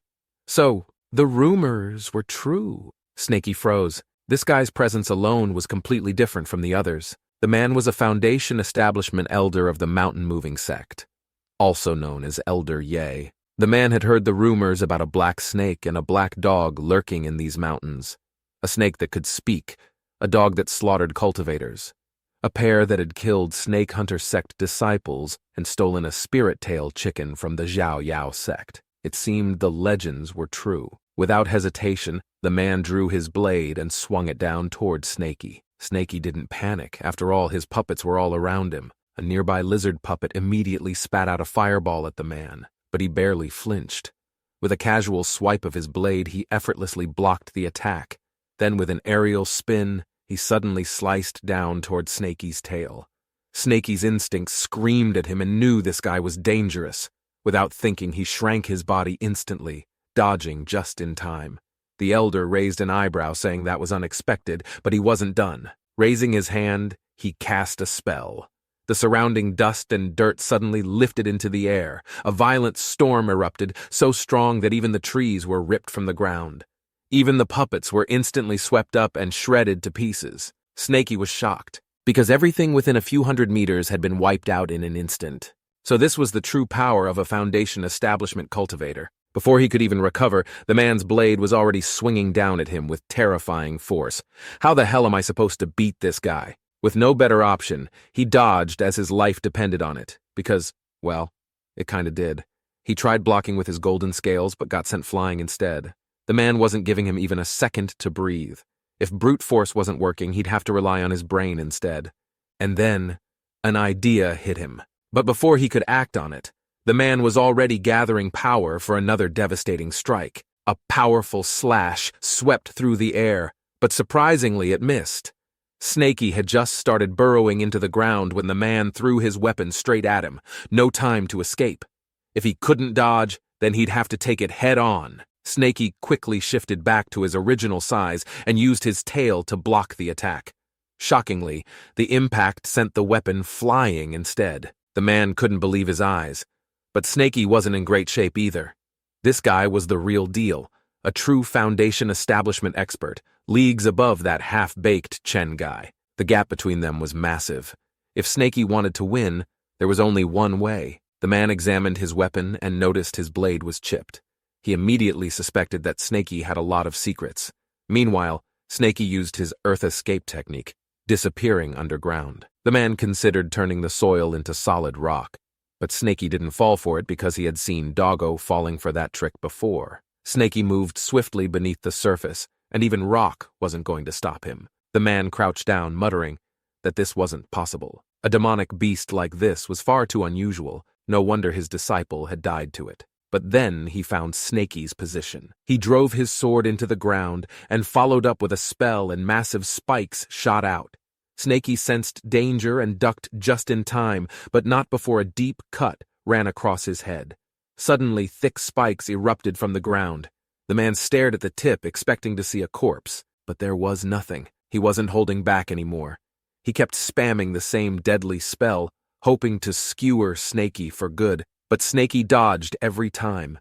The problem was, the man clearly didn't want him to stay underground. This wasn't working, so Snaky had to change tactics. In a flash, he activated a wind speed talisman and shot back to the surface. The man was ready, aiming to unleash another attack. But Snaky was gone again. The man figured it must be some invisibility trick and tried an even more powerful attack, but still, no Snaky. Turns out, Snaky had tricked him. He had actually burrowed 800 meters deep underground. Fighting someone much stronger was beyond difficult. If he wanted to save his friends, he'd need to wait for Doggo to back him up. Then, a voice rang out, claiming they had found Snaky. He froze, thinking he had been discovered. But Snaky knew 800 meters underground wasn't exactly an easy place to locate someone. If the man really knew where he was, they would have attacked immediately instead of shouting about it. Yeah, it was just a bluff. And he was right. The man had been scanning the area with his spiritual sense, hoping to lure him out, but now he wasn't sure if Snaky had truly escaped or was just hiding deeper. Instead of wasting more time, he turned his focus toward the cave entrance. Slowly, he dragged his sword along the ground, step by step, heading for Snaky's friends. This made Snaky nervous. The man said he was about to count to 10. If Snaky didn't show up, his friends were dead. He smugly pointed out that in such a small space, his spell would pierce them too in just a few seconds. Wolfie howled, basically calling the man a bastard. Little White Snake was already in tears, silently praying for Snaky to not fall for it and stay away. The man, the absolute menace, even skipped numbers, jumping from 2 to 4, then to 6. Snaky had no choice but to expose his location, telling the man to come down and fight him instead of harming his friends. The man smirked and used Earth Escape, tunneling rapidly downward. After a while, he was surprised because Snaky was actually at 800 meters. He asked if Snaky wasn't afraid of being crushed down there. Even he had to be careful at depths beyond 500 meters. Activating a spell, he created a protective shield against the pressure. And then, he found Snaky. Without hesitation, he cast a spell, forcing the surrounding rocks to squeeze in on Snaky. Pain shot through him as he struggled free, then lunged at the man, deciding to go all in. The man, however, just chuckled coldly. A second later, his weapon pierced straight through Snaky's head, lifting him into the air. The man sighed, thinking it was a pity, but then again, even dead, Snaky's body was full of treasures. Did our boy really die? Of course not. The man was about to retrieve his prized corpse when something clattered to the ground. It was then he saw a small mechanical piece had fallen from Snaky's body, and he recognized it to be dark gold stone. This could only mean the thing he was holding was nothing but a puppet.